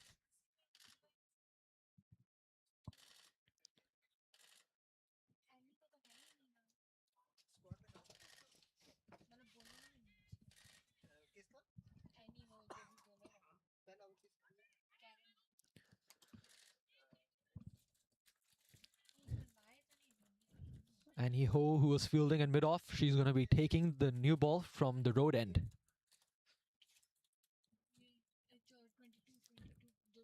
What I can see so far, a pretty short run-up. But we cannot judge whether one is a pacer or spinner with a short run-up. There's now many pacers who we see who take a few steps and who can deliver the ball at a rapid speed. So with the short run-up, we can see Annie Ho. No worries, it's a loose start, but we can cut some slack. Conditions are cold here. It takes some time for the bowlers to warm up. Again, looking at the comments, Death Rider 54 coming in. Very experienced opening pair here of Hill and Miles. Yes, indeed. Very, very experienced and a consistent pair who always deliver. Then from Ahmed, national team versus club team. Actually, to be precise, there are national players in both teams. But I would say HKCC would be coming in with more confidence here. At the start of the game, both teams were equal favorites. But when you restrict a team for less than 100 runs, it puts undue pressure on the bowlers to not give any loose deliveries. Foolish delivery, almost chipped to straight cover. And an underarm throw to as a direct run out. But that's not given out. It's some good fieldsmanship here. We cannot say who the fielder is, but you know, when you can do that level of fielding, it always plays onto the batter's mind. They're taking a mental note not to take chances on this particular fielder. Annie. She cuts it straight to Kerry Chan. They don't take a single. Having a look at her, she's blowing some hot air into her hands. It's a cold day. Everyone is rubbing their hands here in the commentary box. The ball will sting if it travels quickly to you. Cut away. Will there be a diving effort? The fielder there did dive, but unfortunately couldn't hold on to the ball. 2 runs. Are they going for the third? Natasha wants the third. Mariko says no. Apologies, the other way around. Mariko wanted the third. Natasha wants strike. And why wouldn't you want strike when you're driving the ball so well?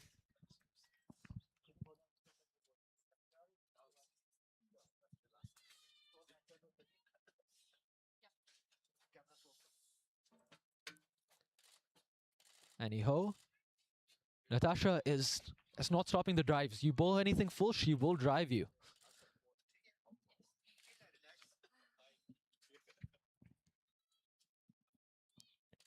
For many young girls and boys watching the two teams, one thing to learn from Natasha Miles is the way she's driving the ball. Perhaps not there. But in the previous deliveries, you could see that she brings her front foot out and she brings it right to the pitch of the ball. So that's a very good technique and something for many youngsters to learn. At the end of 2 overs, it's 13 for none after loss.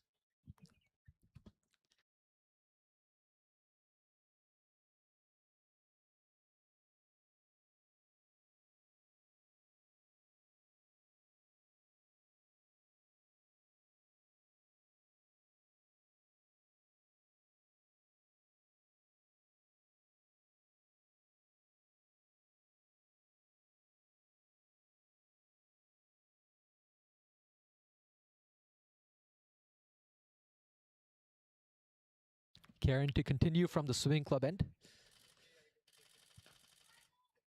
Well played there by Mariko.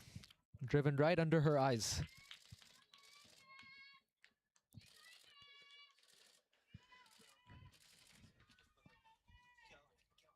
The home team, the 2 batters, they know how the conditions are. They know how the pitch is like. That, of course, serves as an advantage. Slog sweep there by Mariko. Well played. She doesn't even budge. She knows that's going onto the boundary. 4 runs there. Let's have a look at the replay. The replay's coming up. Karen Poole wasn't too bad of a delivery. It was full, but Mariko Hill clears her front leg, sweeps it above the 30-yard circle. You can see Natasha Miles was thinking, let's get a single. Mariko said, nope. I'm confident that's going for a 4. Karen, let's see what she can come back with. A fuller delivery, which Mariko respects. Just gesturing with her hands to Natasha that, no, it's just coming into me. There is some sea movement. And that is where the batters, especially Amanda Chung, that is the importance they have onto the team. They can tell their bowlers what they saw when they were batting. Karen coming in. Foolish delivery. Straight to the short cover fielder.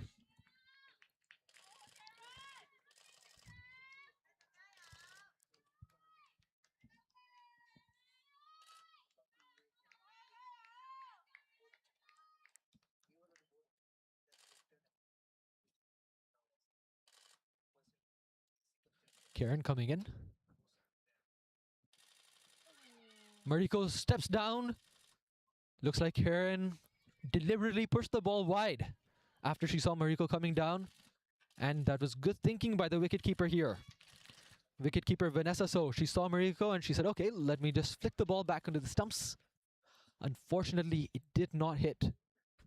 But some good cricket all around here. Mariko. Some yes, no, but it's not going to end in a disaster. And that is where batting together for a long period of time or for many matches together can have that advantage. Even in those yes-no situations, you could just early on trust that, okay, if one of my partners saying no, let me go back. And it avoids any calamities when you're running between the wickets. Is that a shout? Half-hearted appeal. Not a wide though, as it took some part of the body. At the end of the over, it is 18 for none after 3. A good start here for Hong Kong Cricket Club.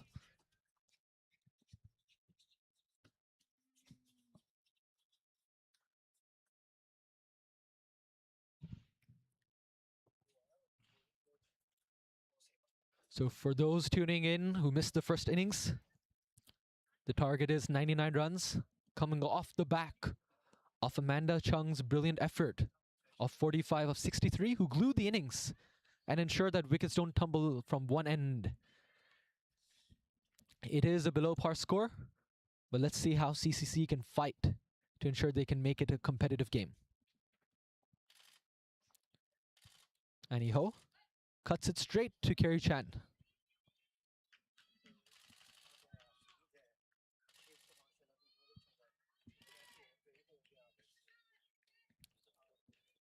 So one good thing we're seeing in both women's and men's cricket here in Hong Kong, the quality of domestic cricket has been improving year over year.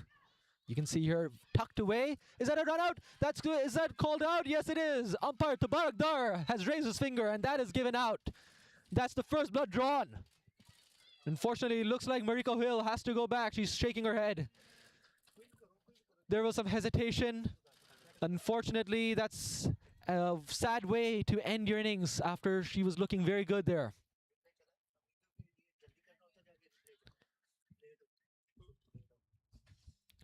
Natasha there, she played the ball tucked in, thought they could take the single. Mariko judged, she trusted that call. But unfortunately, it held into the pitch, and with the keeper standing up close, it was an easy job for her to pick up the ball and remove the bails.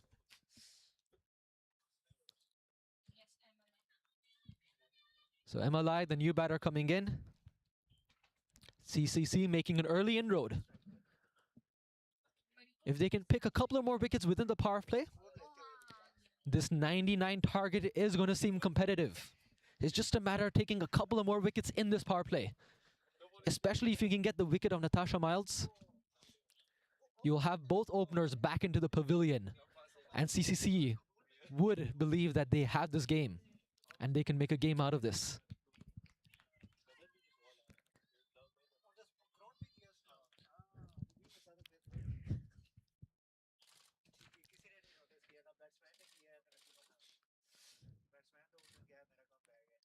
Emma Lai, who bowled a good spell of 4 overs, 1 for 21. She's now here in number 3. Plays it straight to short cover. A good confident start for Emma Lai.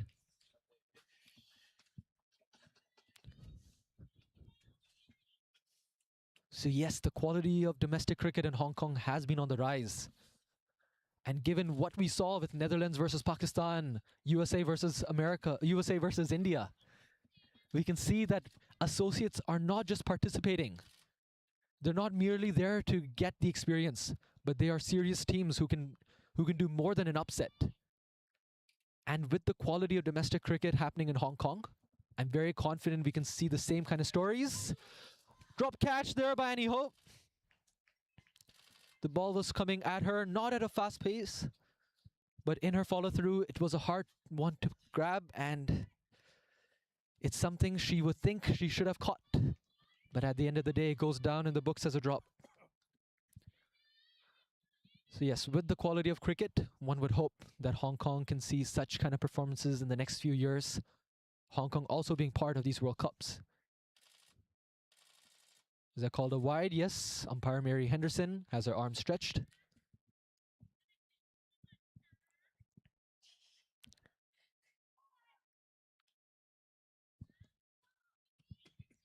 Please do share your thoughts on who are your favorite players and who are the players we should look out who can be the next stars of Hong Kong cricket, both men's and women. Wide ball. Could have left that for a wide, but MLI says nope, she would rather hit it into the gap, pick up a single and potentially retain strike.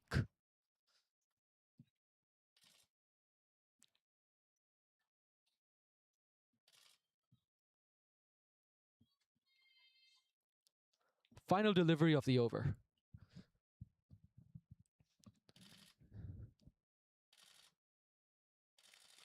Good length delivery, but quick hands there by Natasha Miles. And straight to that deep cover fielder. Ends the over with a single, Natasha keeping strike. The score is now 22 for 1 after 4 overs.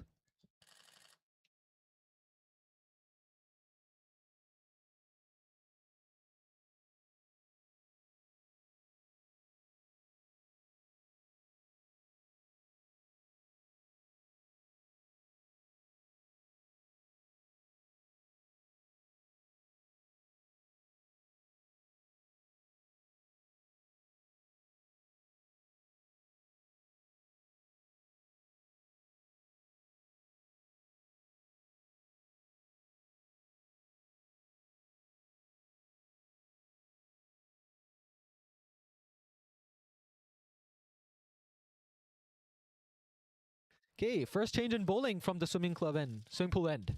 It is Kerry Chan with her left arm spin. Brilliant slide. So 1 run.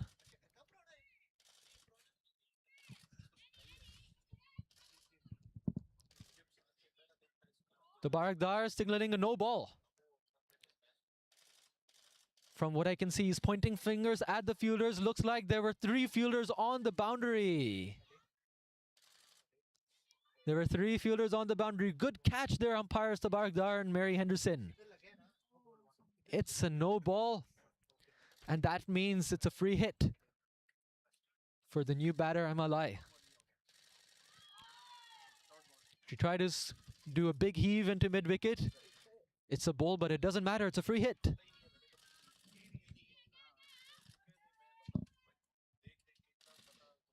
Kerry Chan having another discussion with umpire. Friendly discussion there. Looks like there was some miscommunication between the captain and the fielders.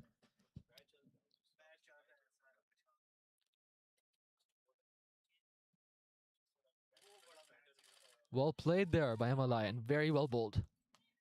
Oh, good intent. I like that attitude.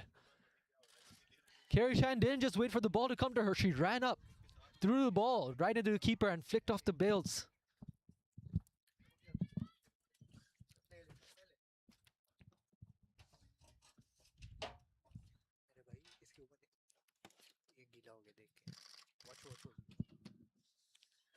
Single there taken.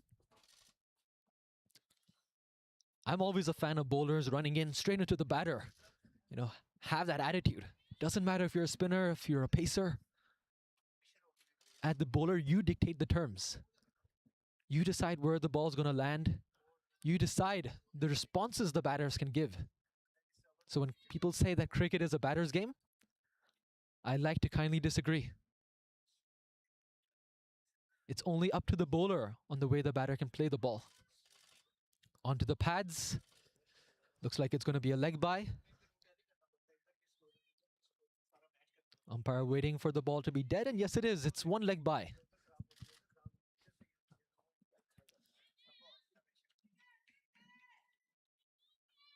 Especially in T20s, when the balls are restricted, the impact you can have as a bowler is much more than you can have as a batter.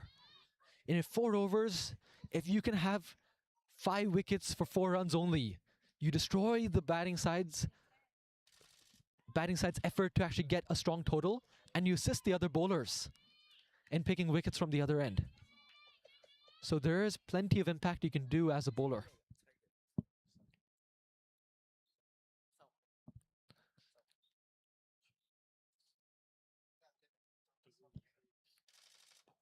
Well played there. As we end the over, we're going to have a quick look. Just want to confirm if the over's up. Yes, it is. At the end of 5 overs, it's 26 for 1. And just having a quick look at the comments. Death Rider 54 again. Thank you for your continued support. Very proactive in the chat. He says, I reckon there must be 1 or 2 hidden gems in both the men's and women games in Hong Kong. Tim David, who is now a first choice for Australia, started his international career with Hong Kong. Sorry, just to interject there, Death Rider 54. Tim David actually started his career for Singapore. He was playing for the Singapore's team, and then he shifted to Hong Kong. But to give you some examples, you had Mark Chapman, who played in Hong Kong and then moved to New Zealand. Trying to think of some other examples. I know Anshuman Rat went to India briefly. Thinking of other examples who've left Hong Kong to play international cricket elsewhere. Mark Chapman is the first example I have in my mind. Umpire Mary Henderson has called that a wide, but there is an appeal. So it looks like there either was bat or some pad, and they weren't happy with the wide signal. Speaking of a bowling change, we have Amanda Chung, the captain. She was the one who did the damage with the ball, and now she's coming in with her leg spin. That was a good shout. Unfortunately turned down by the umpire.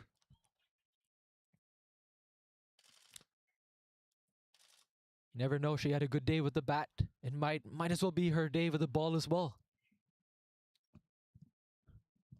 A few wickets here and there, and you can see CCC coming back into the game. Fortunately, not like that. That's a wide. Seemed to be the googly there.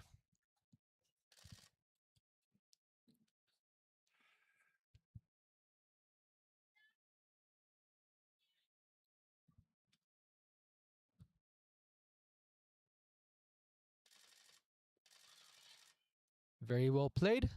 Natasha Miles just smothering the ball down at the leg side, picking up an easy single. The score is 29 for 1. And they're chasing 99. They need 70 runs in the next 14.4 overs. That means in the next 88 deliveries, they need that 70 runs. A wide delivery there. Unfortunately, it's been 3 wide so far. Not the way Amanda Chung would have wanted to start. But I'll say this again, it's a cold day. I'm giving all the bowlers some slack. It's not easy to be bowling and fielding here.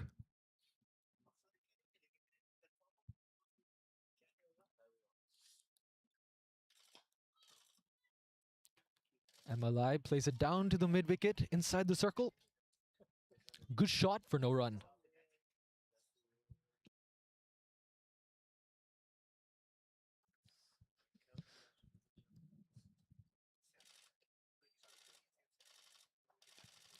Is that a catch?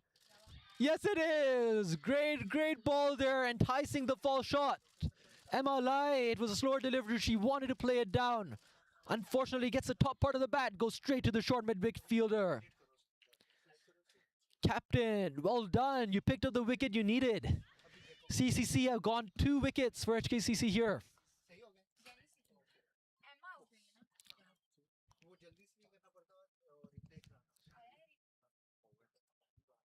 You can see MLI walking back. In the replay earlier, you can see it was a brilliant delivery. She looped it up. It seemed to be the top spinner. Got the top part of the bat and into the plan. We're having a look at who's the new batter coming in.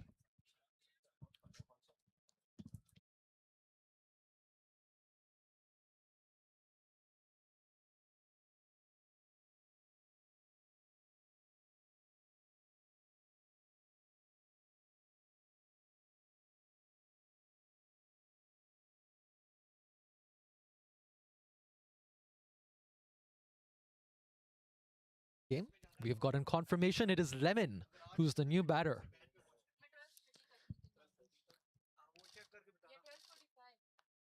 So Lemon Chung, she's the wicket keeper. वही तो मैं कहता हूँ कि ready हो जाए तो फिर order करना।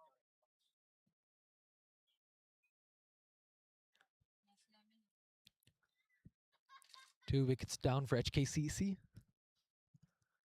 Not too much of a concern. But yes, the incoming batters, they all know they have some responsibility ahead of themselves. One would think Lemon Chung would play it carefully, would play it slowly. Okay, a very interesting act of play here. Firstly, let's walk you through this replay. Lemon Chung, mind you, she's playing her first delivery at the loss of a wicket.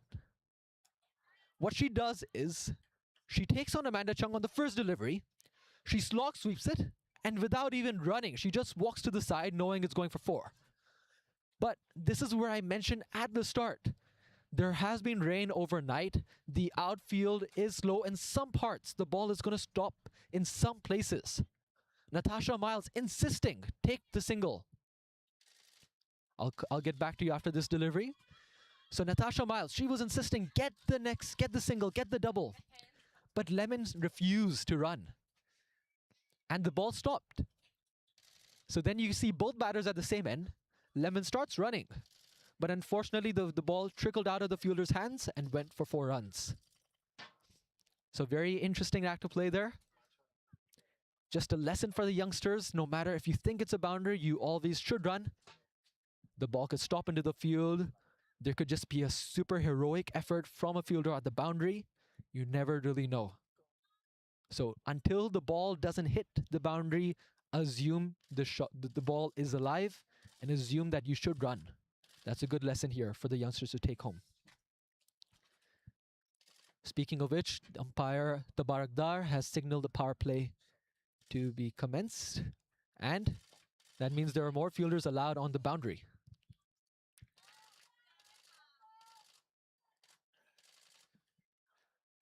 So on camera, you cannot see where the fielders are, so let me give you a quick download.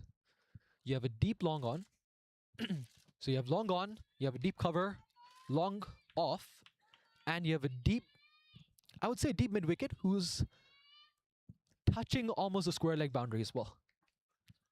So it's right in between square leg and mid-wicket. So you have the V protected, and then you have the fielders inside the circle, trying to restrict the single. That's some great bowling here by Kerry Chan, the experience. National player, that's the experience you bring in.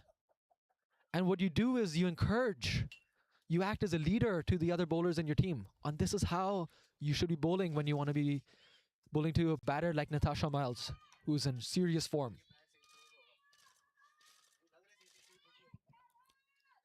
So Natasha Miles, she was driving brilliantly at the start of the innings. What Kerry Chan has done is she's pulled back her length for her, not allowing her to drive. Oh, interesting. Dead ball call, but it looks like a soft signal, a soft warning to Lemon. Hey, if you run out of your crease before the ball is bowled, I might as well whip out the bails. Valiant dive from the short cover fielder, but good stop on the boundary, just restricting it to a single. And these are the fielding efforts, which is what will keep the CCC team going. They don't have the hugest of totals to defend. So every single run defended will keep them motivated. Right, so Lemon on strike, a field change, long on up to mid on. And Lemon defends it.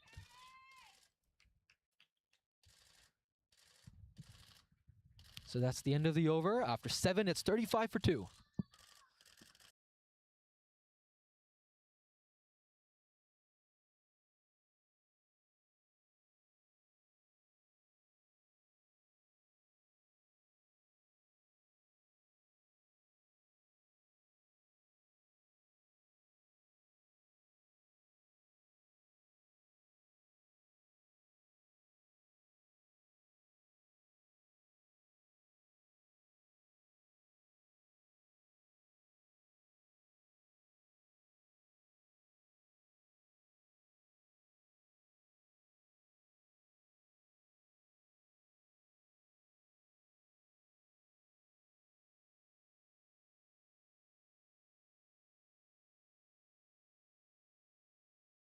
Okay, there you have Amanda Chung coming into bowl from the road end.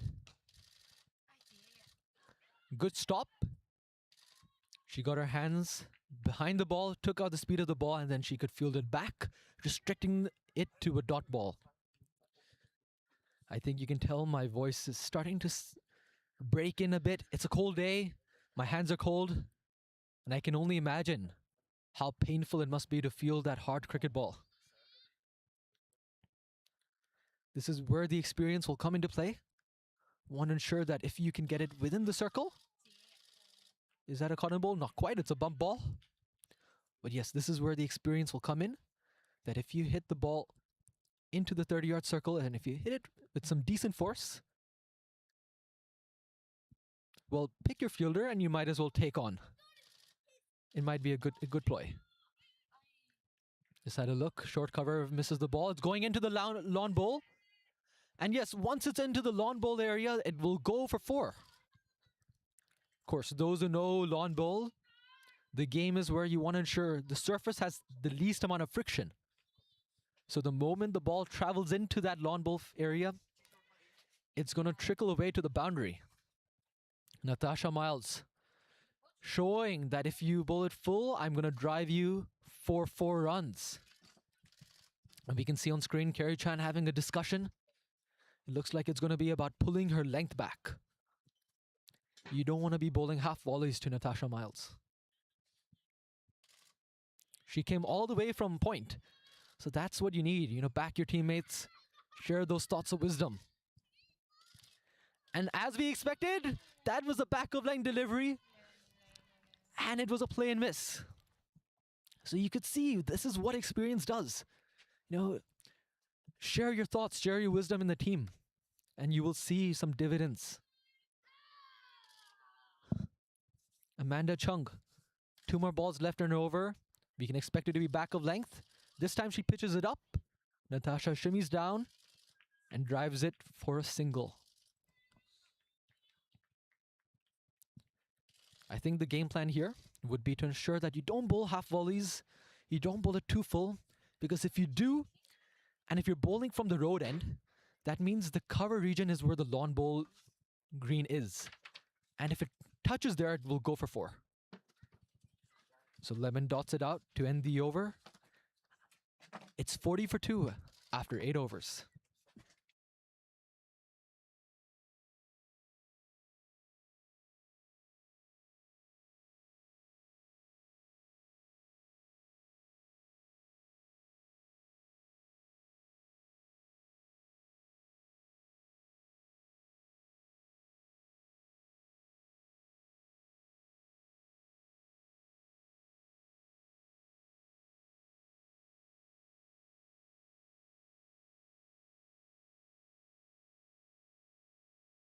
Kerry Chan to bowl her 3rd over. I was just about to praise her economy. Only given 2 runs per over, and the fielders have done well to only keep that to a single. So yes, Kerry Chan, 2.1 overs, none for 5 runs.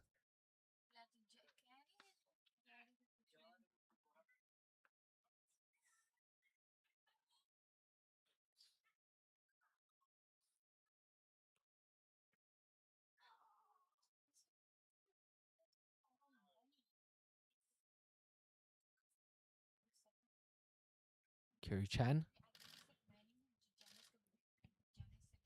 Sweep shot. And is that out? My hands are on my heads. I feel you, Kerry Chan. I can sense that disappointment. I'm not sure if that was a deliberate fielding position. So let's have a look at the replay. It was a good shot there by Lemon, but the field was set for that shot. The ploy was set. But unfortunately, the fielder on the boundary at the mid-wicket, she was right in between the circle and the boundary. If she was on the boundary, she had a chance of catching that. Okay, that's another replay. Will she get to that? Not quite. It looks like Lemon is going to play this way only. So far, all her attacking shots have come off the sweep. I could tell that really does hurt for CCC. If they had gotten lemon caught on that previous delivery, HKCC would be down 3 wickets. When you don't have a huge total, every single wicket does make a difference.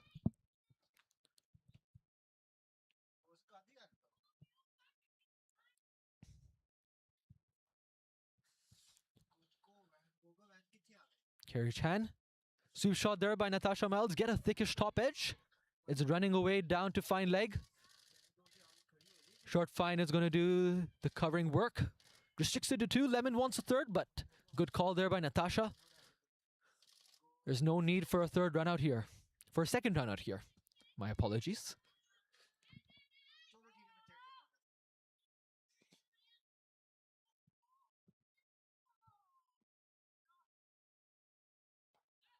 Very well bowled and very well played. Great cricket all round by Kerry Chan and Natasha Miles. HKCC, the score moves on to 48 for 2 at the end of 9 overs. So this will be the final over before drinks. And it seems Amanda has pulled herself out of the attack. We have jersey number 12, which I have a quick look will be Janice. Okay, so I have some comments in from Manood. It's Janice who's going to be bowling, who's the same fielder who caught the ball at short mid-wicket. When you have a great fielding day, that's obviously going to add to your confidence when bowling. And let's see how she transpires that in this over. Seems to be seam up. Shortish delivery to start. The pace was as such that allowed Lemon Chung to get on the back foot and pulled it straight towards mid-on. So it's single for Lemon and HKCC as the score ticks to 49 for 2.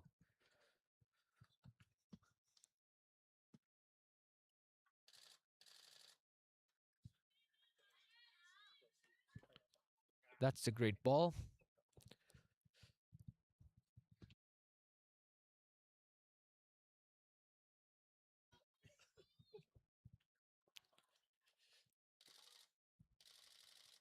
Thickish edge, almost carrying to the short third.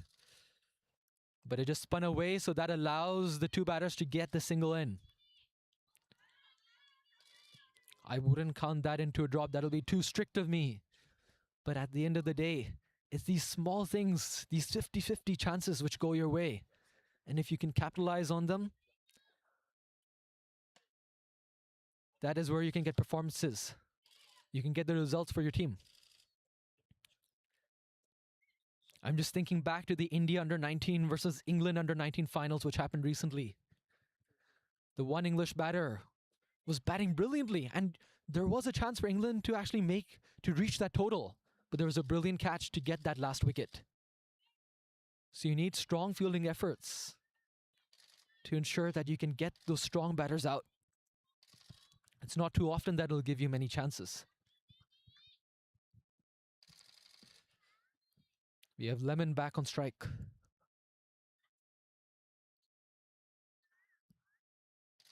Shortish delivery.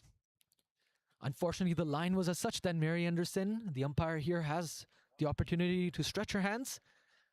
And the score is now 54 for 2.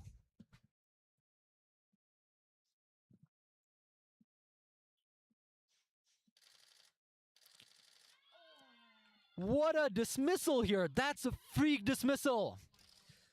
Janice, she bowls a short leg delivery. Lemon goes to her offside to make room to play it down leg to get the pull into the mid-wicket. But unfortunately, she pulls it right into her stumps. You can have a look in the replay. That's exactly what has happened. For a second, I didn't even believe she was bowled. It's an unfortunate way to be dismissed. But a bowl is a bowl, and that brings the end of Lemon's innings. HKCC, it's 54 for 3 after 9.5 overs, and the umpire has decided to take drinks. We will be joining you soon at the end of the drinks break.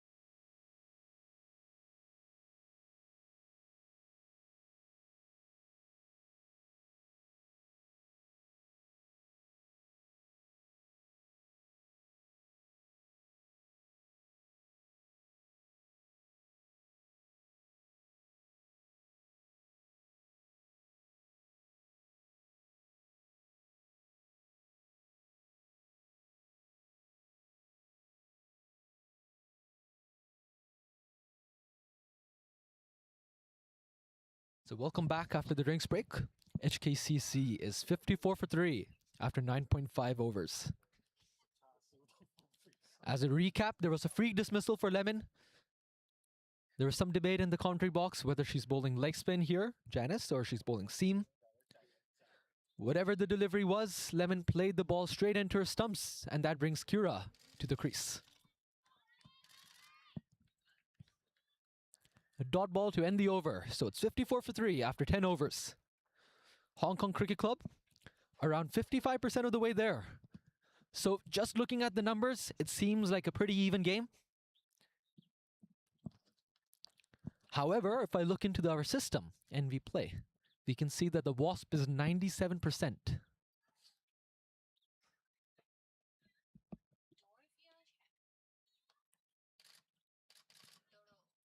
This brings Dorothea Chan. She was one of the batters with great promise, holding up the innings with Amanda Chung.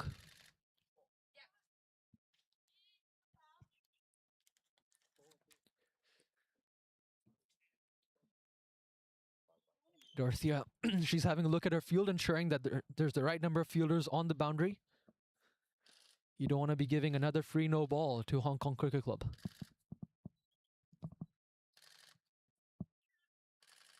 Runs in. Pretty good pace, but unfortunately looks to be a front foot no ball.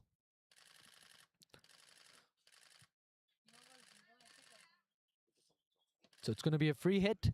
Since it's the same batter, you cannot have the fielders changing. The fielders have to stay where they are. And I'm sure Natasha, she would be looking to hit straight down the ground because long on is not there. And long off isn't present as well. Dorothea Chan for the free hit. Natasha try to play it straight down the ground. He just misses the mid-wicket fielder in the circle. And the fielder on the boundary had to do the cleanup work. Not too much of damage there. Natasha, she'll be disappointed. She didn't make much use of the free hit. It's only a single onto the books.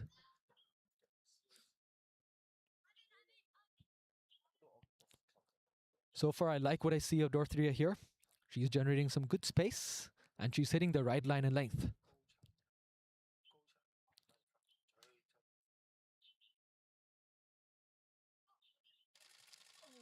And there you go, just air. That's all Kira connected there. Play and miss. I really enjoy seeing her run up, Dorothea Chan. She lets her arms free. It kind of reminds me of Ashok Dinda, an Indian bowler back in the 2010s. If you agree, let me know in the comments. You can see she really lets herself loose on her run up. Something like a Mitchell Johnson as well, one could say. It's a wide delivery. Unfortunately, the line was wrong, but the length was there. We're going to have another look at her run up. Please let me know if you agree, but I see that Mitchell Johnson. You can see the arms right close to the body, the load up. Unfortunately, another wide.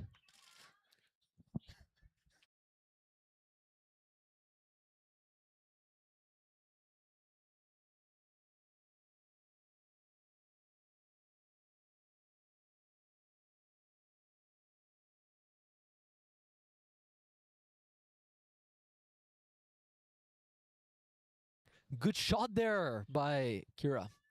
Unfortunately, there's protection for CCCs, so for HKCC and herself, they only managed to get a single.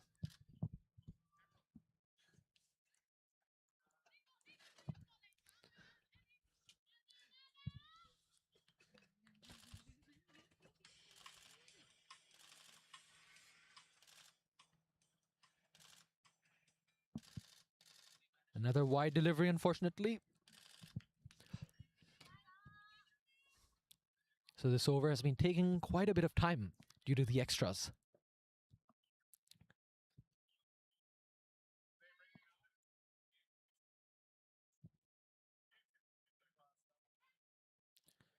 Better delivery. And Natasha plays on her back foot, punches it straight to deep cover. That's some good, great, that's some brilliant batsmanship over here. by these two. A fuel change, long off, coming up to mid off for Kira.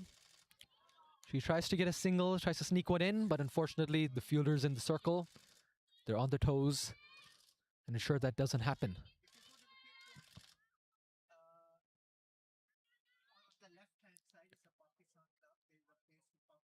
Last delivery of the over. Dorothea. Wide-ish delivery. It's called a wide. Yes, it is. I have a feeling that the two umpires will convene and have a slight word to Amanda. That as a captain, the over rate is ticking behind. You might want to speed things up. But of course, I don't have the precise calculation to confirm that.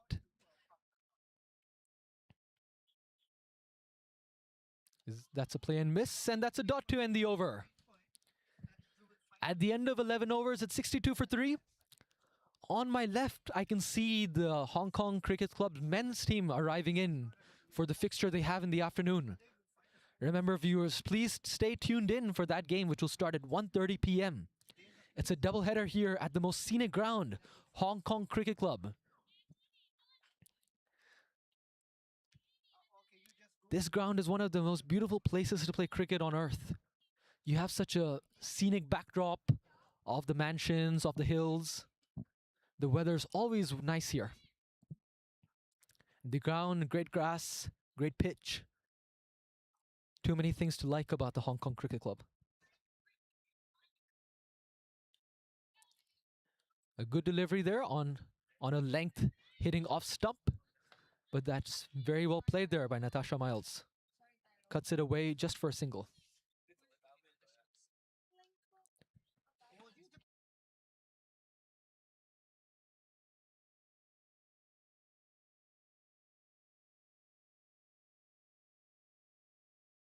That's a wide delivery. Unfortunately, it was too wide for the keeper to pick up. And that means the batters can come in for an extra single. So this ticks the score up to 65 runs. Hong Kong Cricket Club requiring another 34 runs in the next 9.5 overs. Apologies, 8.5 overs.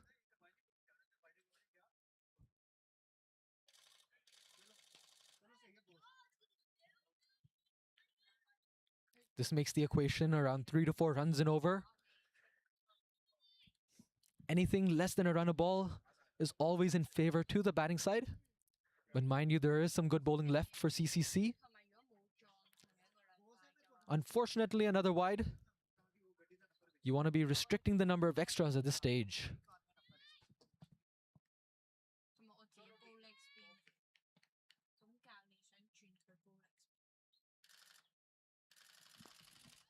Very well played there by Natasha Miles. Having a look at Wasp, it's now up to 99%. So CCC would need some kind of breakthrough to change the equation of the game. Loopy delivery. Natasha Miles frees her hands. It was a lofted drive towards that cover region. Luckily for CCC, it didn't trickle into the lawn bowl area, and there was a fielder to pick up and do the cleanup work. So just a single onto the books. We have Kira. Delicately played. Looking for the single, but Natasha refuses. Of course, after a run out, you're always cautious. And you think twice before you want to do a run.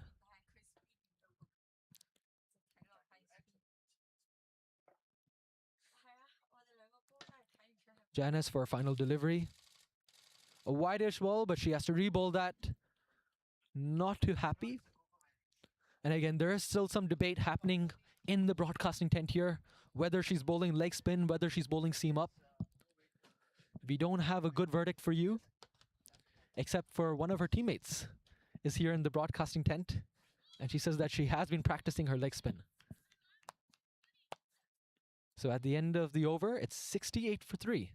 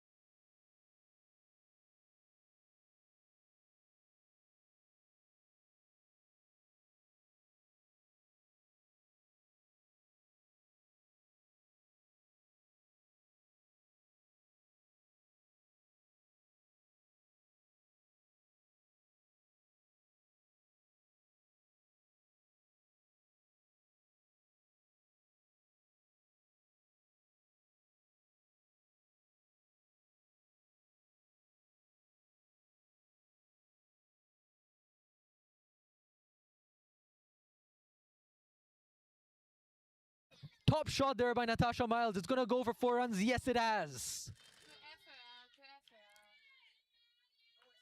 It was a brilliant delivery, but it was even a better shot. She was trying to go for the Yorker. And Natasha Miles, she cleared her front leg and bam, down the ground for 4 runs.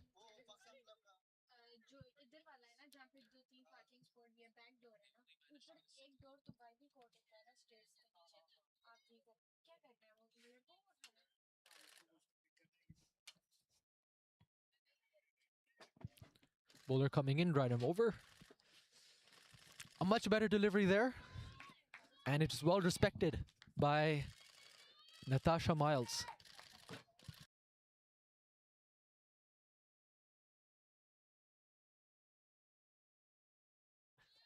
So Godiva, the bowler here, coming in from the swimming pool end. Driven well. We can see the fielders convening.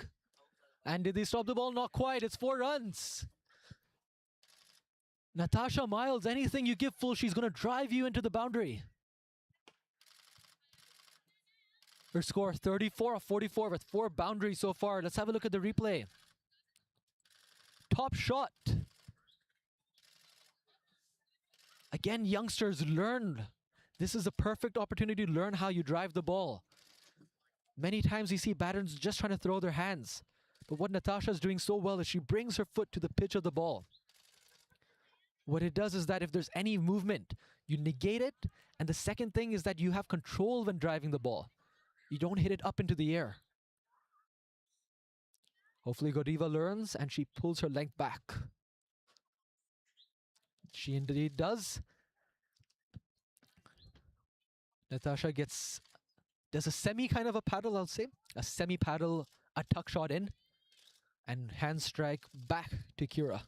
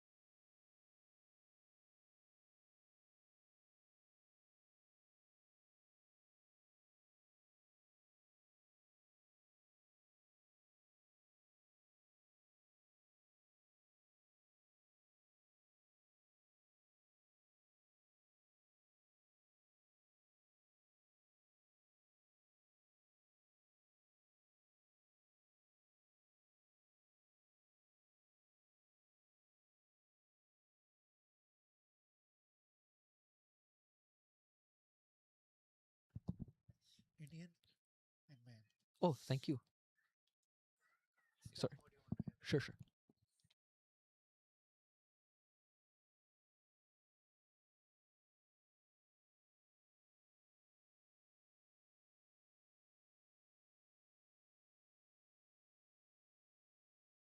ये ज़्यादा important है bro. अरे important नहीं vegetarian कौन सी है? Vegetarian में इधर होगा सरसों का साग। सरसों का साग हाँ, विद व्हाट रोटी या चावल चावल चावल। Thank you bro. ये पता नहीं किसके साथ आता है Excuse me, mustard greens and spices cooked with the spicy garlic. No I think ये आता है ना sides.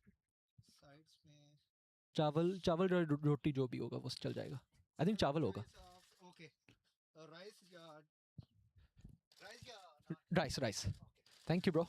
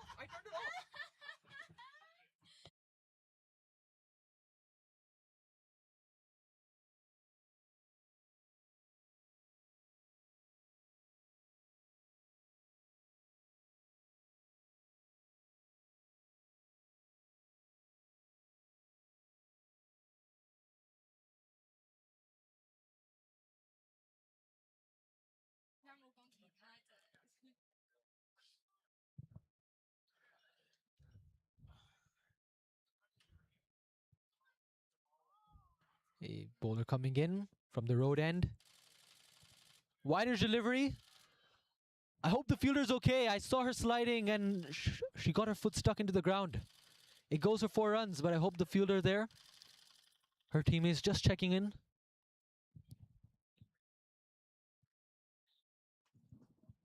Goriva, the fielder.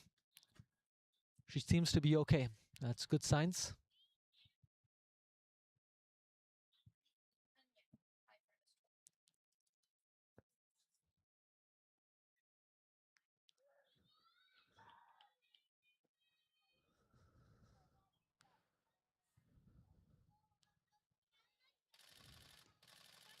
Plays it on the back foot.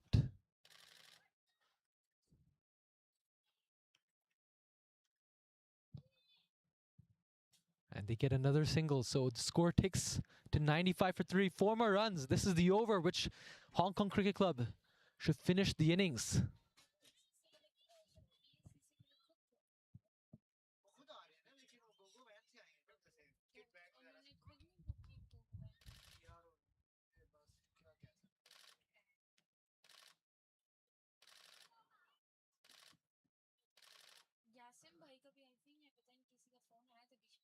Great ball, right on the money, and there you go, Kira defends the ball. Again, I'm not too happy with the approach here. You must factor in net run rate. And I would say that with Natasha Miles closing in on her 50, just hand over the strike. And you want to finish the game as soon as you can.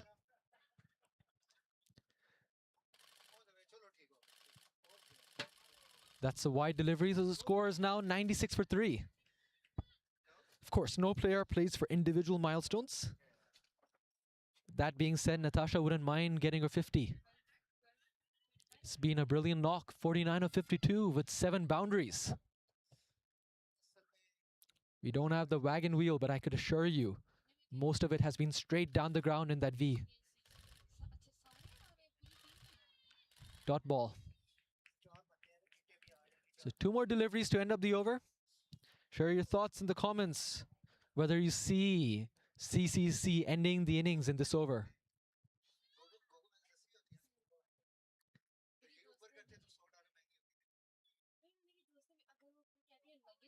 Kira pulls the ball, goes to the mid-wicket fielder. Will they take on a double? Not quite.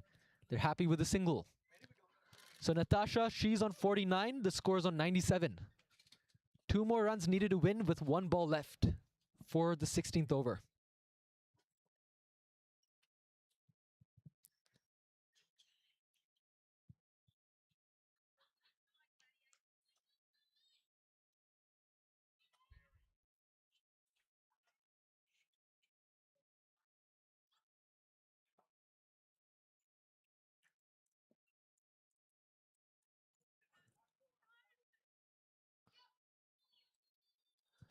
A soft touch brings a single, so the scores are leveled. Will they go for the overthrow? Not quite. So Natasha, she brings up her 50, and we can see the applause in the dugout. HKCC, we can see all her teammates applauding. It's been a great knock. She's fought hard, 50 off 53 with 7 boundaries. It's been a true display of great batting. Some exquisite drives, some smart singles. Now at the end, it's 1 more run needed for victory. Natasha on strike. We're having a look on if it's the new bowler, if it's the same bowler. We have Amanda Chung, the captain.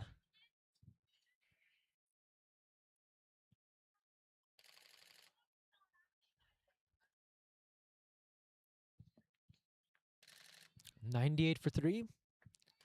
The game seems to be done and dusted, but you never know. You might as well never know. Cricket is a funny game.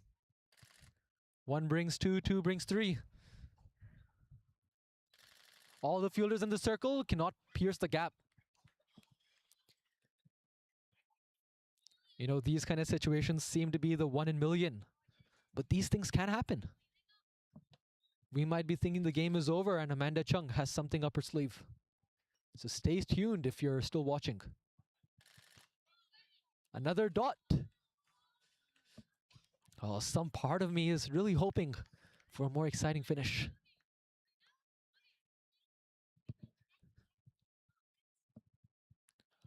All the fielders in the circle, Kerry Chan, giving some motivation, telling them to be very tight. Nothing to go by.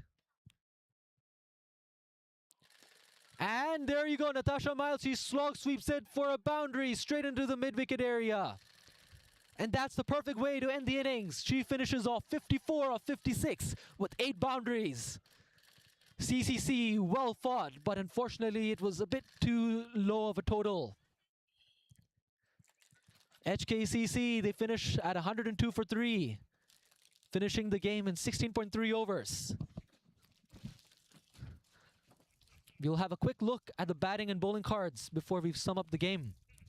Batting. We have a quick look. Natasha Miles, 54 of 56. Mariko Hill was looking good. Unfortunately, she was run out by a miscommunication, so it was 4 of 8 for her.